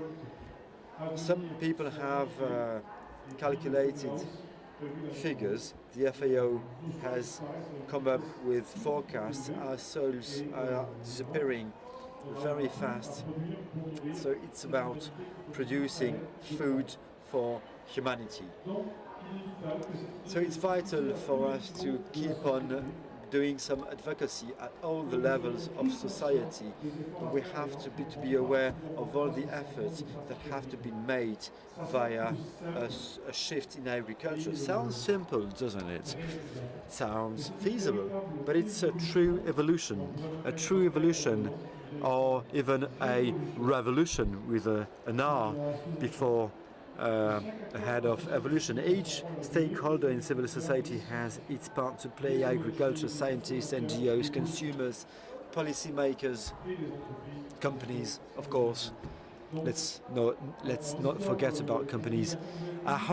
We hope we've convinced you, at least, about how important it is to keep on working on the soil's health, soil's quality. We have two friends from India, in Daji and in Heartfulness as well, the Heartfulness Institute, or the Sangoro when it comes to Heart Foundation. Two friends who are committed when it comes to soil health, who are doing a lot, who are going to long waits, long hates, and I would like to hail them from here because they couldn't make it here. Many thanks to all of you. Many thanks to the French pavilion. Many thanks to the interpreters for their work between French and English, because this French pavilion is not only French speaking, and that's about diversity. Thank you. Many thanks to you, to all the participants, Soraya, Valérie, Eva, for participating. Many thanks to all those who shown up. I hope you find it interesting, and indeed we'll keep in touch. Feel free, you're more than welcome to check our website, and let's keep on fighting for the soils. Thank you.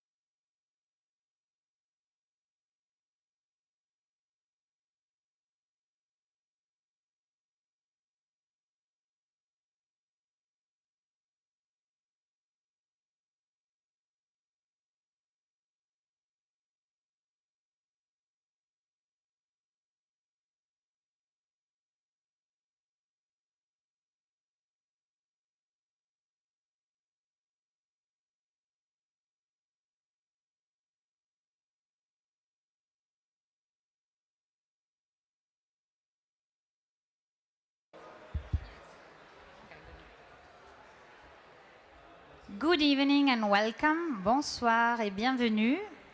Good evening and welcome. We're about to start. Take your seats. Feel free to take your seats. Welcome to this session about regenerative agriculture to create positive outcomes for farmers, nature and climate. My name is Stephanie. I'm the director of One Planet Business for Diversity. I'll tell you more about this organization later. I would like to introduce our speakers. We have Hélène Valade, Group Environmental Development Director, LVMH. Jeannette Coombs-Lano, Sustainability Advocacy and B Corp Director for Danone. Connected with us, David Montgomery, Professor, Earth and Space Sciences at the University of Washington. A couple of words about my organization. One Planet Business for Diversity's international coalition, a cross-sector one that aims at gathering all the stakeholders of the value chain for protecting biodiversity. We talk more about agriculture, biodiversity. Our organization has been created in 2019 after the first One Planet Summit launched by Mr. Macron. We think that regenerative agriculture is one of the solutions for agriculture not to remain mere a problem as it is today, but a part of the solution. Our speakers will be better off trying to explain you the bolts and nuts of the topic than I. David Montgomery, who, as I was saying, is not with us, sent a video for the introduction. Geologist at the University of Washington. Hi, my name is David Montgomery. I'm a geologist at the University of Washington in Seattle, and I study erosion, the processes that shape the surface of the Earth, our home in space. And as part of those studies, I wrote a book about 15 years ago called Dirt, the Erosion of Civilization, where I looked at how soil erosion has affected human civilizations in the past. And it turned out that when I looked into that, I was writing a history of farming, because it was farming practices that led in society after society that led to the degradation of the soil, the loss of the soil itself through erosion, and the degradation of soil organic matter that sapped soil fertility in ways that influenced the course and fate of society after society around the world. And when I got done writing that book, it was a little depressing, but I've actually turned into an optimist on this issue of soil erosion and degradation because I think we can solve it. I've met farmers around the world who are practicing regenerative agriculture in ways that have rebuilt the health and fertility of degraded farmland at a remarkable pace. Within years, not centuries, something that to a geologist is remarkably fast. And I wrote about that in Growing a Revolution, where I interviewed farmers around the world from small subsistence farms in Africa to large mechanized farms across North America. And I realized that they had shared a commonality in terms of the philosophy that underpinned practices that could help rebuild the health and fertility of agricultural land. And the principles were fairly simple. Minimize chemical and physical disturbance of the soil, maximize the time that living roots are growing in the soil, so planting cover crops in between cash crops, and planting a diversity of crops to cultivate the beneficial life in the soil that can help with nutrient cycling and maintaining fertility in ways that allow farmers to use less diesel by going no-till, and to use less synthetic fertilizer and less pesticides. And those are three of the big expenses on farms around the world. So by reducing the reliance on chemical inputs, farmers are able to harvest as much once they restore the fertility of their land and thereby harvest a greater profit margin. And these regenerative practices, therefore, can help sustain the viability of rural livelihoods in areas that are fairly stressed right now in terms of making ends meet. Now, the practices that were specific to farms around the world were different in different regions. The principles translate, the practices don't necessarily translate in detail. And that means we have a need for monitoring protocols and ways to measure progress towards achieving soil health, better soil health, rebuilding soil organic matter, and the life in the soil, the abundance and diversity of microbial life that really drives the subterranean economy that keeps soil fertility going. And that means we need protocols that are vetted for assessing soil health.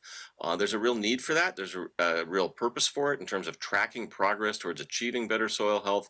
But if we look at soil as our most undervalued natural resource, and we think about the global challenge of reinvesting in that resource so future generations will be able to farm sustainably in a post-oil world, we need to think about how we're going to measure and track it and how we're going to actually get there. It's a challenge, but fundamental to it is rethinking how we consider the soil in agriculture, rethinking our basic philosophy of farming. In short, we need a new agricultural revolution that prioritizes rebuilding soil health as the primary means through which to evaluate the viability of farming practices. And I think it's a feasible revolution to think about. It's a philosophical rather than technological one, but there's lots of room for technology to contribute to enhancing soil health around the world. So I encourage you all to think about how businesses and governments and consumers and farmers can partner towards reinvesting in this critical natural resource and rebuilding the health and fertility of the world's agricultural land. Thank you. Thank you, David. That was a very clear overview of what is needed. And in case, just to reiterate also what David was saying, our coalition OP2B has really two objectives. One of them is really about aligning the industry and also policy about what is regenerative agriculture. And as David was saying, we have published a framework with 8 outcome indicators and 4 principles. And I just wanted to reiterate it with you. It's about increasing biodiversity in around the farm. It's about sequestering carbon in the soil and water retention, to retain carbon and water in the soil. It's about the reduction of inputs. So we're talking about fertilizer usage and pesticide uses. And it's about, most importantly, also about supporting farming livelihoods. As he said, this should also be a revolution that is beneficial for farmers and for their economics. And let's maybe now turn to you, Quentin, because we talked about soil health. And I would love to know what Genesis does. How do they measure soil health? I'll say also en français, c'est stick to French again. What's the state of the measures when it comes to soil's health, and how does Genesis measures the consequences, the impact of regenerative agriculture upon soils? Well, the basis, if we want to change the model, is first thing you have to know where you are. Just as David was saying, you have to measure the steps that have been made in the right direction. Within Genesis, we think that measuring the impact of agriculture practices is something we should do via observing the state of the soils. The soils are not a resource. We have to regenerate soils, because if one day we someday run out of soils, that would be the end, right? So we need high quality information. We need digital models and data to enlighten our decision making and allow us for scaling up. So we go where the companies find their sources to measure the impact of agriculture practices, to measure the state of the soils, measuring 3 main indicators, which are biodiversity, or the biological state of the soil. How does it work? How does it function? How does it breathe? How does it live? You need water. You need food. You need carbon. You have to measure the carbon content, the total, and the available carbon for biodiversity, because biodiversity feeds on carbon, so that you can change all that in mineral water, which plants and crops need to grow. And then there is another thing you have to measure, which is the cleanness or the lack of cleanness, which we do with due intelligence, using high-quality tools and methods, linking the data we gather with practical data to be able to understand what really makes the difference. It's not that simple. If we were to compare with human health, let's imagine you smoke 3 boxes of cigarettes per day. A good health measure wouldn't be telling this person, okay, let's perhaps should you try 1 box instead of 3 boxes. And that's the same here. whatever the amount would be, sometimes you need minus 100%, not minus 60%. You measure the gap between the places where you're doing good and those where you're doing poorly. There are comparisons sometimes inside farm where you can see differences. We sometimes need the help of experts to get some data for them to create technical data that you then use. There's another aspect where, in this context, regulation, and in particular in Europe, is going to make mandatory for the biggest companies a reporting of the environmental impact of their whole value chain. The whole agriculture industry is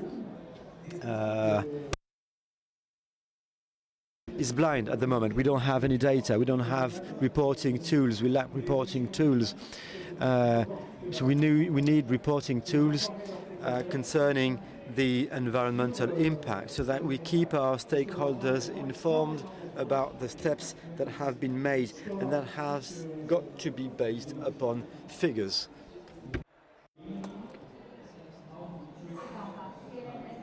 And then would you to give us an example how your group measures its impact on agriculture? Yes, thank you. Hello everyone, first of all. Maybe you may be asking yourselves why LVMH is talking about agriculture. And if you think about this on this subject to the products that with the brands of LVMH, you see that all our products are totally interdependent of nature. You know, very certainly we have that Russia's champagne. There's no champagne without vineyards and fruit. There's no perfume without without plants. So for all these reasons, I want to tell you that before measuring, you have to act. And maybe the most important thing to implement are different practices in our delivery chains, whether you're talking about wines, fashion even, and to convince our providers or ourselves, if we have vineyards, to change the practices, so to switch to regenerative agriculture. And I'm remaining modest in this because it's the beginning, it's very new, and at the same time there's so much energy going to the disposal of these new practices, and probably the measurement is a part of the lever that will push the things even farther, because in France, in Europe, we are trying to push for a vision of measurement that would be positive. What I mean is something that emphasizes the positive impacts. You know, in case of agriculture in Europe, we say to ourselves quite often there are negative impacts of fertilizers and many other things. So you have to measure it. You need to measure the negative impact. But there is a second vision that may be more American, that consists in saying that we also need to measure the positive. The positive in our agriculture, in this regenerative agriculture, is the capacity, for example, of a soil of a good quality to store carbon. This is a very interesting link between regenerative agriculture and climate. And there are also indexes like the presence of nitrogen. How can we measure more precisely the presence of nitrogen in the soils, which allows to limit the chemical entering elements, which allows to show us that there is possible progress, and we have to deploy it more and more. This is how we take into consideration the measurement, and we push it forward with actors. Some of them are here in the room, And here's the second thing I would like to emphasize. This measure, quite frankly, is not simple at all. It's not simple because by definition, it takes into consideration the geographical specificities of the practices of regenerative agriculture that we implement, whether it's on a plot, which may be different from the neighboring plot. We're measuring the same things, but it doesn't mean that the result will be better or worse than between them. It depends on the structure of the soil. This is why it's so complicated. This is why it's so difficult to generalize. We are a little bit, we're like haute couture, and we have to accept it as such. Another thing that is important in this subject, that's been mentioned, is that we need to measure the impact on the environment, but we also need to measure the impact on all the criteria that define the well-being of a community, whether we're talking about farmers or communities that live directly of it. That means building another reporting, more social than environmental, to take to have this in mind too.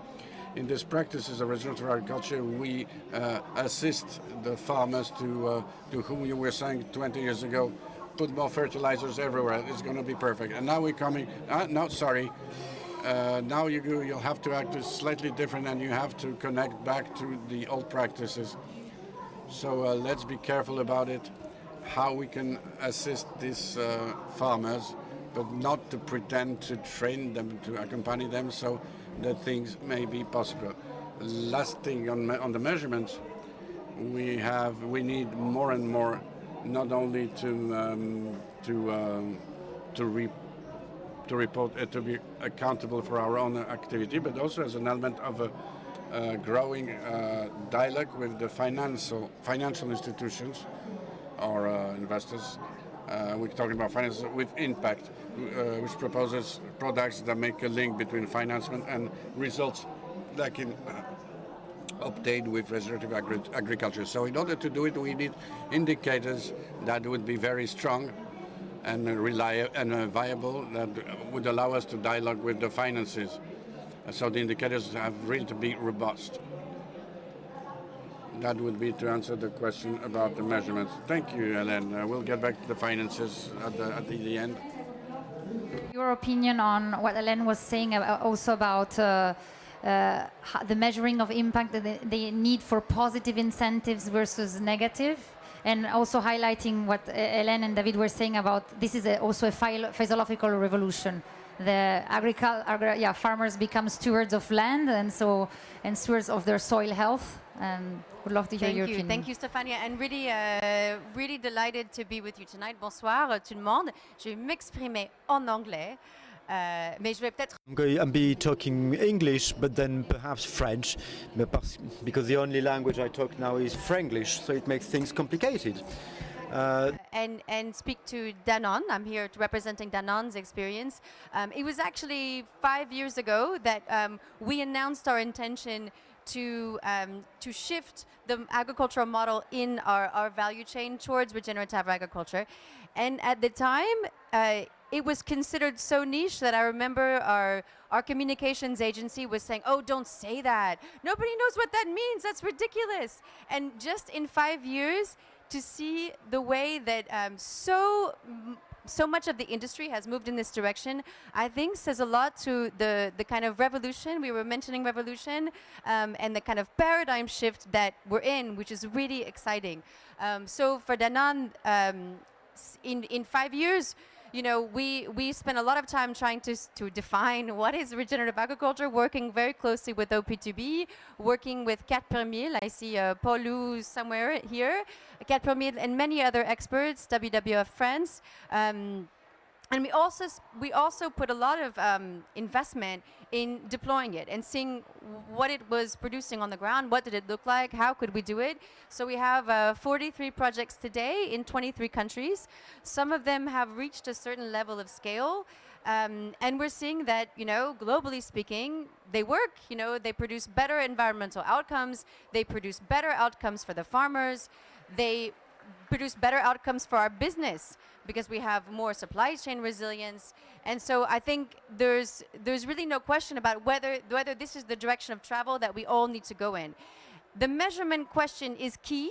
Even, I'm going to be very honest, even within Danone, we're measuring the outcomes of different projects, sometimes in different ways. We're not always measuring the exact same thing. We're using, globally speaking, we're using a couple of tools, but this is evolving really fast, and there are a lot of innovations, and I think, probably in the next few years, we're going to have captors that are looking, drones that are flying and can, measure the carbon in the soil. So I think in some ways it's absolutely critical, but what is just as critical is really aligning different actors on the outcomes that we're trying to achieve and therefore that we're trying to measure. Stefania, you mentioned a little bit about policy, and I work a lot in policy engagement, and I think there's really exciting in a lot of ways because you do see a shift in a lot of policymakers seeing that this is indeed a direction of travel that can be positive, and yet we have so far to go.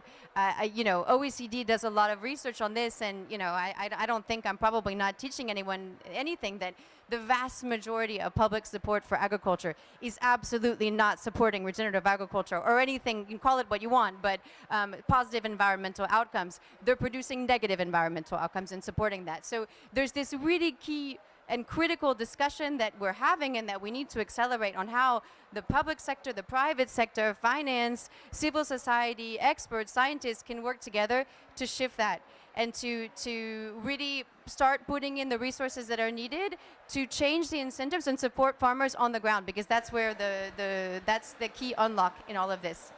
No, thank you, Jeanette. Let's actually talk about concrete projects and farmers on the ground. Hélène, est-ce que tu pourrais nous expliquer comment le groupe LVMH accompagne? Could you explain how the LVMH group supports the farmers when it comes to that transition? Well, there are two ways of acting, of doing, of playing. The first way is being a sponsor. You just bring the money, somebody else leads the project, and you support financially. We've just signed a partnership agreement with the Alliance upon circular economy launched by King Charles. He was a prince back then, but he's a king now. We created a partnership with actors, with stakeholders from Chad to engage the cotton industry to implement some regenerative methods in this sector. You know how important it is because the Chad Lake is getting drier and drier, nearly vanishing, the main reason being the intensive and industrial culture breeding of culture, of cotton. So the question is how to change things. This is why we work in partnership with several farmers and farmers communities in order to put in practice these regenerative practices. Many things are coming ahead with the introduction of other crops, species in these cotton fields, like fruit trees, for instance, that will enhance the soil's quality while bringing additional revenues to the farmers, because fruits can be sold, can't they? So that's a whole program created in cooperation, in partnership, in close partnership. You're never on your own, you never work alone, and it's a long-term project.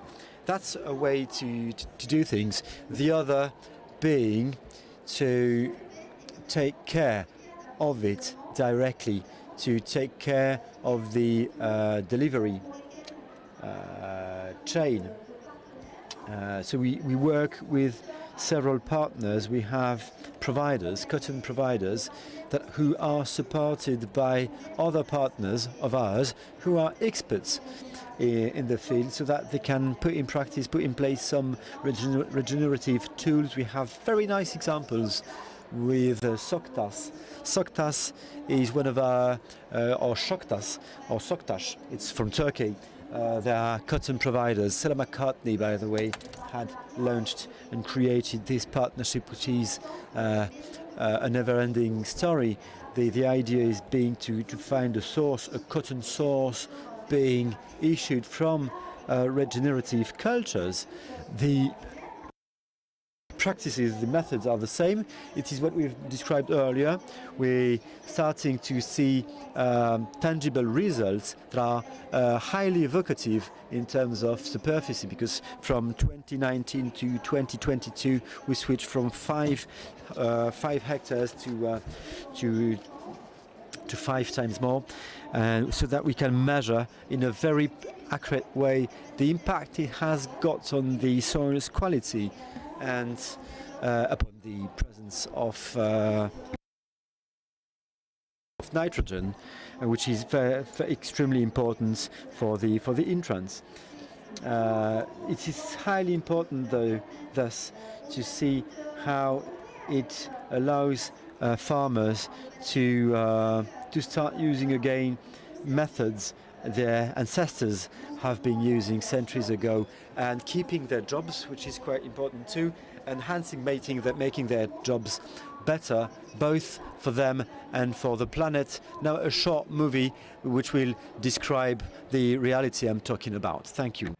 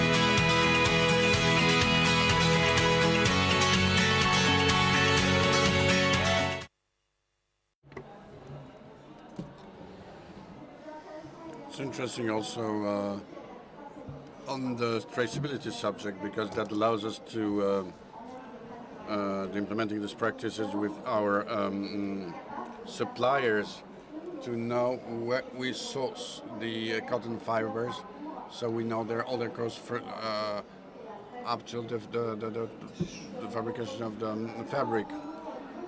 Shortly speaking, we have other interesting examples of this agricultural practices, like in wines and spirituals. We have Sandrine Sonar, who's here in the room, who's the director of the development in our company, and she's the one who's pushed this regenerative practice in the champagne houses and also cognac houses. Now they are very advanced with this history of environmental certification, which allowed them to create even more demanding principles. harder principles, and I think we are getting to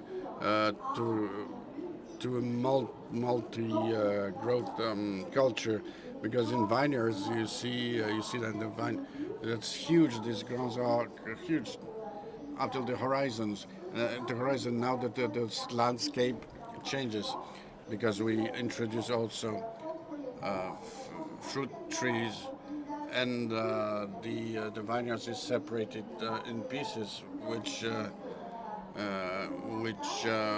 we do thanks to the new species, also by the quality of the soil that is being measured more and more, and we see that the soil is getting better and better and can sequester the carbon. And Sandrine and I, we have a dream is to push this concept very far, to also to use it in breeding, because we try to introduce multiple pastries. There's nice perspectives. Pastures. There's a good example. We also push these subjects in a more complicated chain, in which we're talking here about the beetroot alcohol that is used in our activities in cosmetics, especially. And here again, we are negotiating with our suppliers the introductions of new practices in the growing of the beetroots, and it's happening in France now. Thank you very much, Hélène, for these concrete examples that show you how a company can assist the farmers in the transition. In the beetroots area, there's other examples. Could you share, please, the examples from Danone? As you probably all know, is especially known for dairy. We're the leader in dairy, and also now leader in plant-based. But for us, dairy is especially important in this transition, because it's where we have such an environmental and social impact. About half of our GHG emissions are linked to dairy, and our social impact, we're working directly with about 50,000 dairy farms. So it's really the nerf de la guerre for us.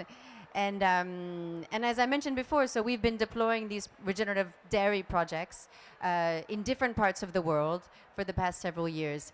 And one of the projects I would like to highlight in particular is one of my personal favorites, the Margarita project in Mexico, with smallholder farmers in Mexico, which really struggle actually with milk production.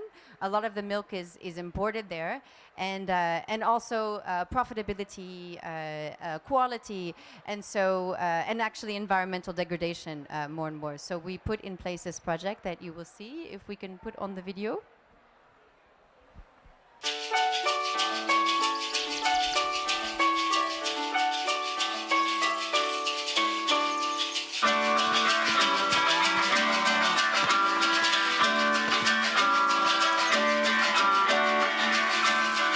Mi nombre es Jaime Cortés de Loza. My name is Jaime Cortés de Loza. We're at the Rancho La Majada in Tepatitlan, Jalisco, the place where I grew up. I became a co-breeder on the day I was born in my grandfather's rancho, the place where my father used to work as well, which is when I started working and living among dairy cows. From then on, I've always lived and worked with my father, who started breeding cows, and then until 2014 we had to sell it to a milk producer from the region. One day we were selling the milk there. They told us they can't buy it anymore, which was a shock for us. The question was what we are going to do with our milk. My father has his own ideas, a traditional vision of dairy breeding. I wanted to develop the farm, and I wanted to develop our milk production. I couldn't stop thinking, if others can do it, why can't we? My father would keep repeating, they can do it because they're rich, we are poor. Back then, I didn't know the Margarita project. existed. But I knew that Danone had opened a gathering centre quite close, so I went directly there to the collecting centre. So they said, how can we help you? They said Margarita was a social project aiming at collecting milk directly from the breeders, from the producers, from the farmers. And this was the moment, the game changer. Margarita's teams have been extremely helpful for us. We've learned a lot. We've implemented major changes for the good of our animals, for the good of our cattle. We've equipped our cows with connected captors so we can ensure a true follow-up of their daily activities. Technically wise, we've learned a lot as well. We've become bankable. We have access to credits, to mortgages. We bought a roof so that we could protect our cows from the sun and from the rain.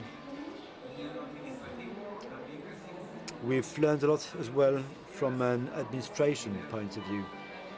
We didn't even know we were a profitable company earlier. We became one.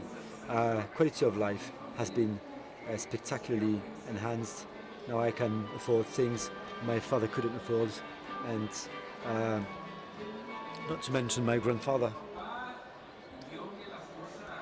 My father has now understood that these changes are indeed for the best. The company is doing well now. Our relation has become stronger and better. And today he always asks me about my opinion about concerning everything, any enhancements and any changes that can be done. So everybody in the area knows how many steps we've done in the right direction. It's an honor for my father and it's an honor for me. Things have dramatically changed for the best, and I can say that the Margarita project has saved our dairy production. If it wasn't for them, if it hadn't been for them, we would have eventually sold our cows, all of them.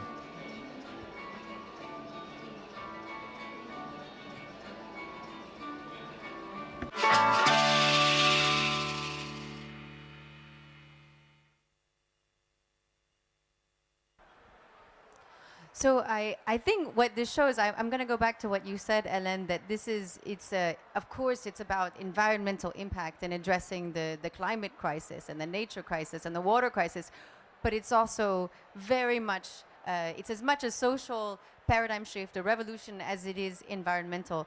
And so I think this shows that very well. I think you saw that the farmers that we worked with, which have been 500 smallholder farmers, they tripled the revenue, and at the same time they're reducing their GHG emissions.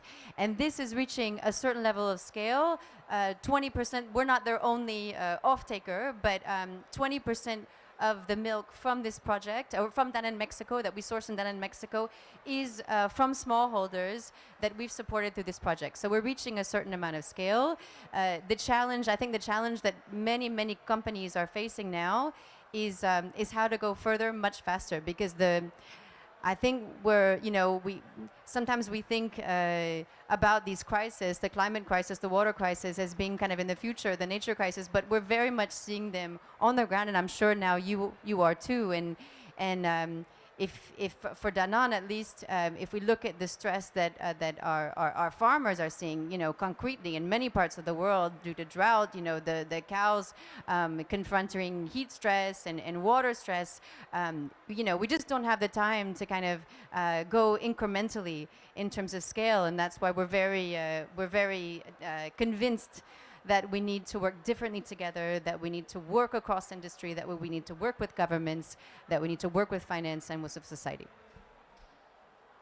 Thank you very much, Jeanette. And maybe there is one concrete example that we can highlight that comes from through the coalition One Planet Business for Biodiversity, where 5 companies have decided to invest in the transition of 100 farmers, 16,000 acres in north of France. It's a field crop rotation project but it's another concrete example of when there is cross-sector collaboration, you can actually just achieve another scale.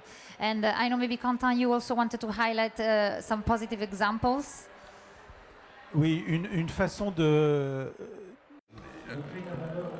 A way to create value today is to answer to the environmental ambitions of the consumers that you deal with.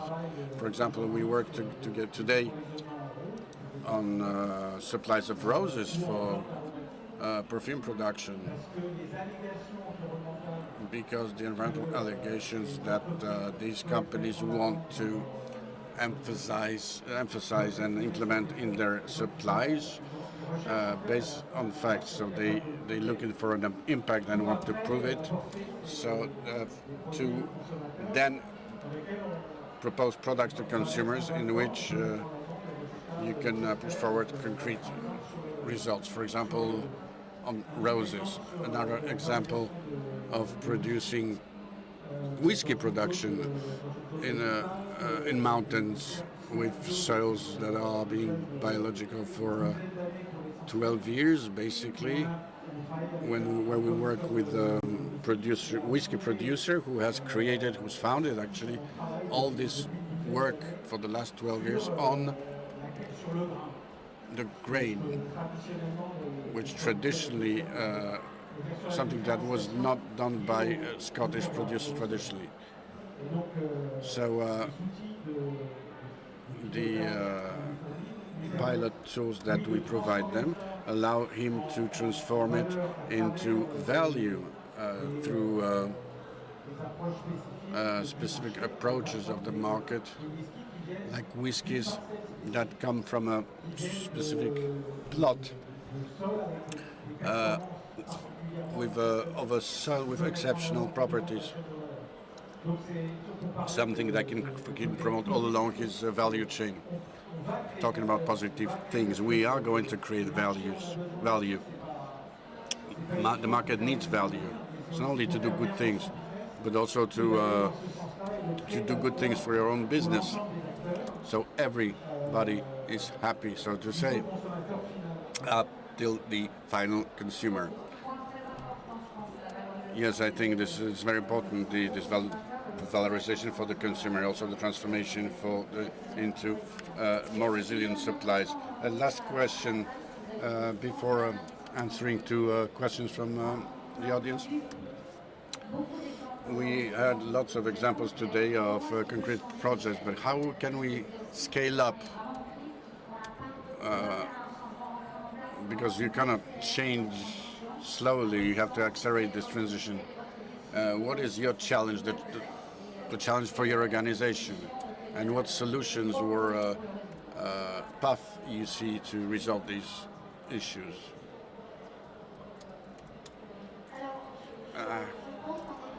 I think that it is more than crucial to scale up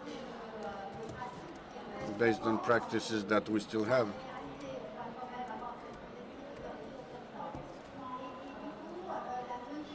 The measurement that we were talking about earlier allows this scaling up, that allows to push forward objective criteria that valorize the positive impact of the regenerative agriculture. So more we are going to measure these aspects, social and environmental, better will allow this scaling up, the change of scale, so to clearly speak. To accelerate it, we need to raise awareness of audiences, not only inside our companies, but also of the public opinion on the existence of such practices, and to this interdependence that we have with nature.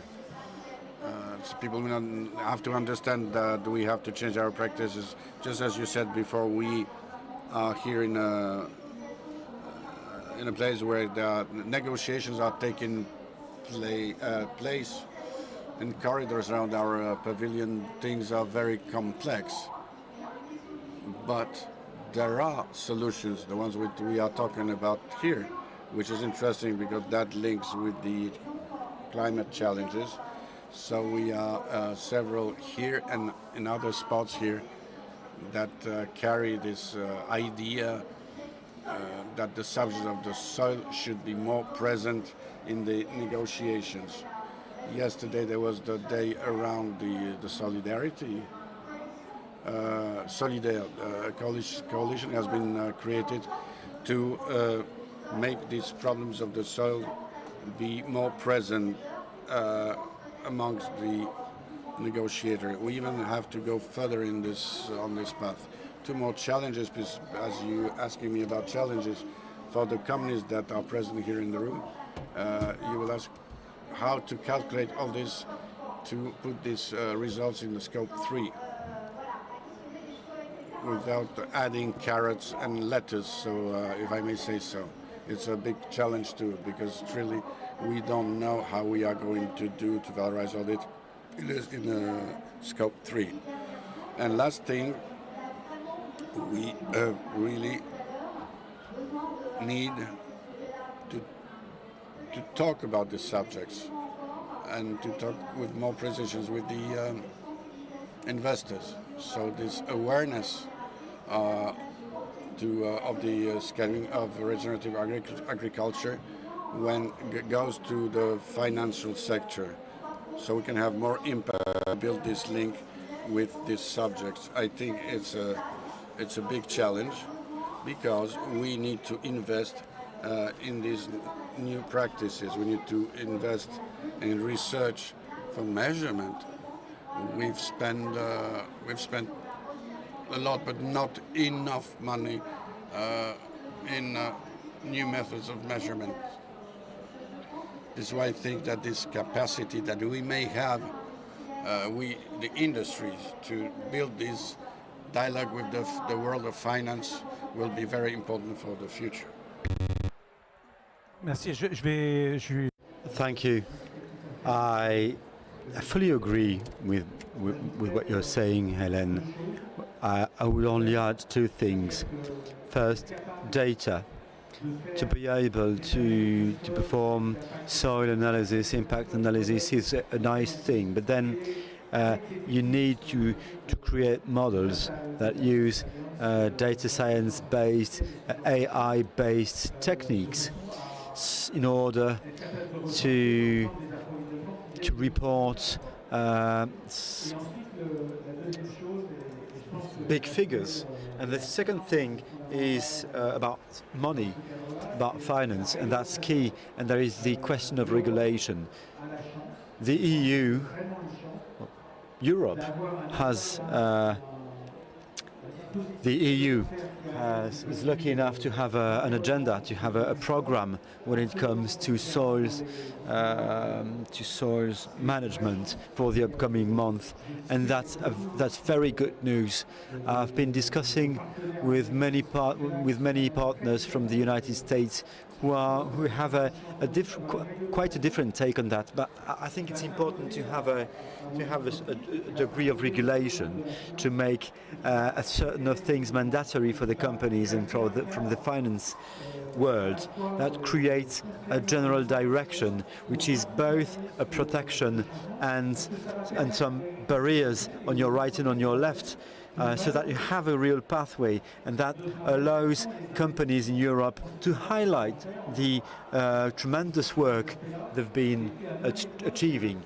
One last remark: 4 years ago, when we created Genesis, the Research National Agency would spend 600,000 euros. Now it's 30 million. Startups spend far more than 600,000 euros a year. So the scope has dramatically changed, and that's a very positive trend, a highly positive phenomenon. Add to that, I think you made a really good point about the importance of regulation, and we totally agree, and we are advocating for it very frequently. Targets, the requirements for transparency, all of this is absolutely critical, and I think the EU, in Europe, you have a there's a very strong advantage to that. And at the same time, I think we can maybe try to get the best of both worlds. In the US, it's as you say, it's a very different approach. But what's very interesting about it is that they know that's very complicated for a lot of reasons politically. So they're really taking more of an investment in innovation angle. And so concretely, they're putting a lot of public financing, right, co-financing right now with Danone and with many other actors to support change with farmers on the ground. And concretely, what we're seeing is that that approach is moving things on the ground very quickly. So what we would love to see is kind of a best of both worlds approach. We need the targets, we need a clear direction, we need the regulation, and we also need co-financing tools that are going to get things moving on the ground and that probably are going to help us experiment really rapidly with measurement. How do we get in innovation? So that's what, and just maybe one more point. I think what's also very interesting, of course, about this COP is that clearly food and agriculture are present in a very meaningful way, and that's a big change and an opportunity. And one of the things that we've been calling for, in fact, we launched a call for action today on food with Nestlé, Unilever, WBCSD, and one of the things we were calling for is a global roadmap in line with 1.5 degrees for food and agriculture, just the way the International Energy did for energy. And we called on the FAO to do that, to develop that, so that we don't have issues of leakage. You know, for example, we see very concretely that some countries are thinking about reducing certain commodities, but then other countries are then going to increase them with a bigger GHG impact. So this kind of global picture is really important. And we just saw today that it looks like the FAO is going to do this. So I think we need both the kind of global picture and the really bottom-up acceleration, and that is going to get things moving very quickly in the right direction. Perfect. Thank you very much. I would now like to open it for question. And before, I just wanted to summarize so we don't forget about what we just said. So to achieve scale, I really heard the importance of continuing to align on metrics, but then the importance of data. Data collection at scale would require innovation, first thing. I also really like the importance of saying about attracting financial investments. If there are financial actors in the room, I can tell you, because we're a coalition of 26 multinational companies, they are waiting for your co-funding, be it private or public. And when there is co-funding, they are going to come. And they're going to build the coalitions that are necessary. And on the other way around, of course, too. And last but not least, we, of course, talked a lot about how important it is to sensibilize and to also bring the consumer along, every single, but also the consumer along in this journey. I would love to open it up for questions from the audience. OK. En français, alors. In French, okay? Hello, everyone. This will be more of a contribution, an input, than a question, because I've been working with Danone and with LVMH on the field. We also meet people from Genesis as well very often. Wanted to say that scaling up is essential. We've seen for a couple of years that thanks to the private market engagement, we can scale things up on field that affects the value chain, the supply chain, so we have a deep impact upon the way the economy changes. There is another sign, another symptom, a positive one, which is that now we take the floor during general assemblies. I started out of passion 10 years ago. People would look at me as I'm a weirdo or something. Things have changed. Thanks to the CSR, we are seen as a resilience factor. Regenerative agriculture is seen as such, and I think it's something worth mentioning. Thank you. Can you remind me your name and for whom you are? So I founded Biosphere. Sébastien is my name.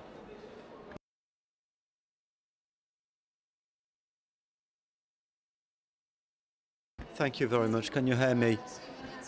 Bonas Pitts, I work for the International Association for Fertilizers. I wanted to say that I do agree with everything you said surprisingly enough, because we are not the bad guys, not necessarily.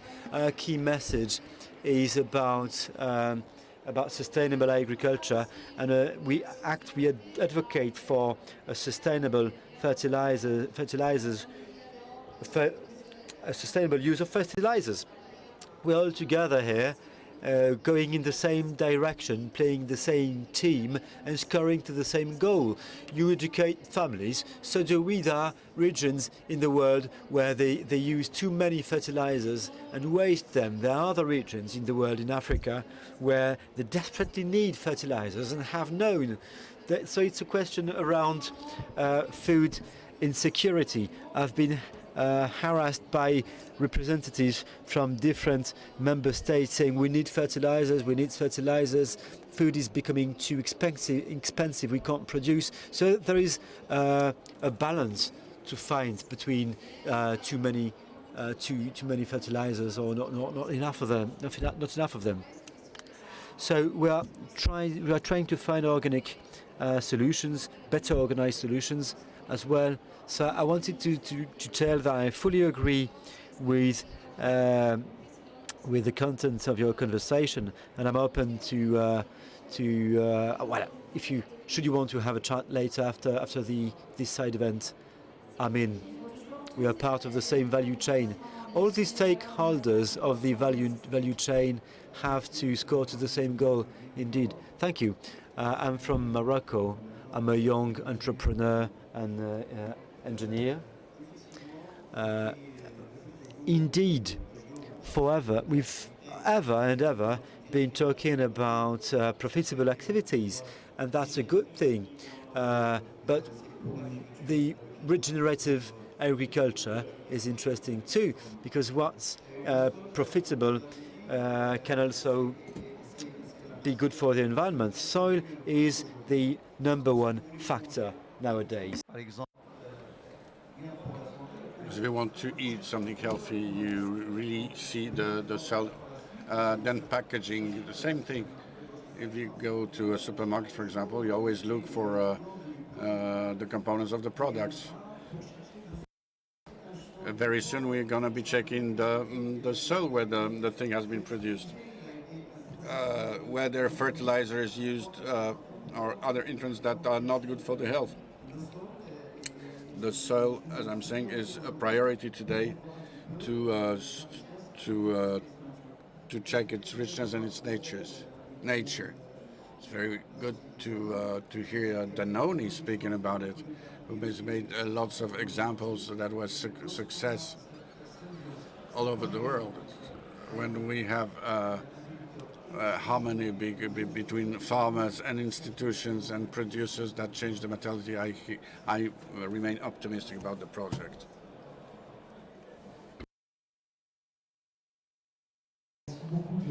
Hello, thank you for this discussion. You spoke about the upscaling and the importance with it. We spoke about finances, the research data, etc., etc. What struck me in the film, Danone's film, it talks about a farmer. There are millions of farmers. We need to change their practices, and very often there is no need to have new technology, many new things in the toolbox. There's enough in most cases, but there is emergency. We can't keep saying that it's we have 50 years. We have 15 maximum. How do you imagine the acceleration of the changes between what we have today and what we will be in 15? Madame Barat said we should be modest. This is the way we can get an impact. Do you mind if I answer? What we see in our projects is that we need to start with pioneers, and then you expand. But at the beginning, you need pioneers. You need people who will show the good example. And in agriculture, the farmers look at each other a lot. So we see on projects in which we start by 20, 40 farmers and projects with cereals.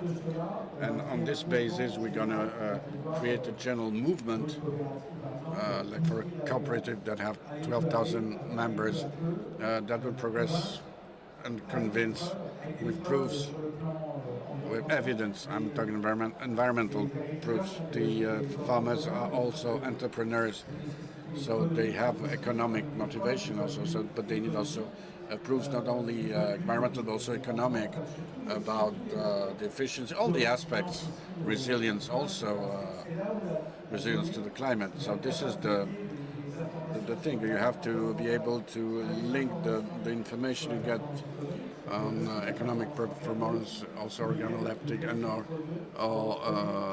evidence on the product quality and the performance and the climatic context. You have to communicate. If you want the results, the farmers are very rational people. You need to bring them proofs by starting with pioneers. In the beginning, it may be small projects, but what we've started with a few thousand hectares, and the projects have developed into millions of hectares. Just one word, because there is a project that is called the Region 10 with the World Farmers Organization that really wants to create a movement. Et du coup, c'est un projet qui est donc So it's a philanthropic project on 3 or 5 years. We represent the private sector. That's its mission. As you said, you have to accelerate, but that will work mostly on peer-to-peer. All our members, we've made 60 study cases. Farmers change while observing what the other farmers do. Olivier, France. World Farmers Organization. There is an element about the soil as the basic matrix, as the engine of the change. I'm also in a regional chamber of agriculture. I also work with other institutions that work on the regeneration of the soils. You're saying that the farmers are like peasants who adapt and who are rational. There is a problem that I feel very strongly today with the evolution of the farmers. We have decided 4 or 5 years to do more like biological production, others, and for the last year, their economic situation of these people who have decided are in a very difficult situation, like minus 20, minus 30% of results. They tell me I have to stop, there is no solution. So how do we manage to take the farmers together with us? I mean, you have a product, niche products, or a very sophisticated product, but there is also this part, a mass production that is necessary behind it. We need to produce products of quality, but that will be affordable for people.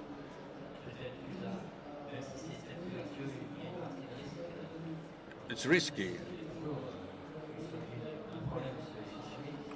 That's before it was easy. I was risking with a chemical solution, and the risk is increasing. How do you embark everyone? How do you convince people on the regeneration of soils?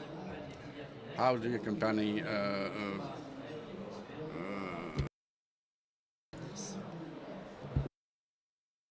industries? How can we trigger this movement?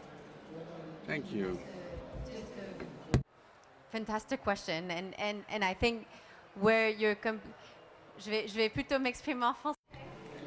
And I will switch to French, but you're absolutely right. The farmers, they are the ones who are the leaders of the change. They take in the risk.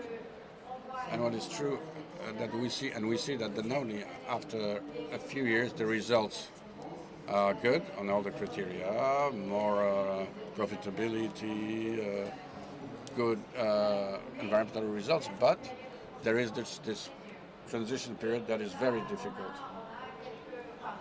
and we support the farmers with who we work during this period. And I don't think necessarily the right answers, the right models. There are some solutions that emerge that are interesting, that reward the farmers for what they do. Carbon credits, for example. That's interesting, but for us, it's not an answer to the problem or to the problems. It may be part of the solution, but there's not a lot of people who believe that's a silver bullet. I don't think we have it. And just a few remarks. Is the pre-final that you need to find. Why the producers reconvert is because bio price and conventional price are almost identical. And the problem is here. The compensation have to be in the product price, and then low carbon, etc., etc. Of course, that's a positive element. This is the carrot that allows the farmer to say, okay, on the human side, but you have to attract him, because what's important for him it's important to see his product just as he was before in a sustainable way, which doesn't translate to concrete cases. I have producers for Bonduelle or other beautiful farms that were a success 5-10 years ago, and now they stop. They say, I will not continue the production. I am to stop the thing. I think you are talking about very important thing. What is the ideal economic model? I think it's a mix of three things. Well, economical aspect, prices, in other words, extra revenues like carbon credits, ecological corridors, and so on, but also public incentives and lowering the costs. But you are right. If we start on a principle that the subject of prices is taboo, there's no need to start. We'll never do it. Of course, the economic model will lead to changes of prices, but as everything else.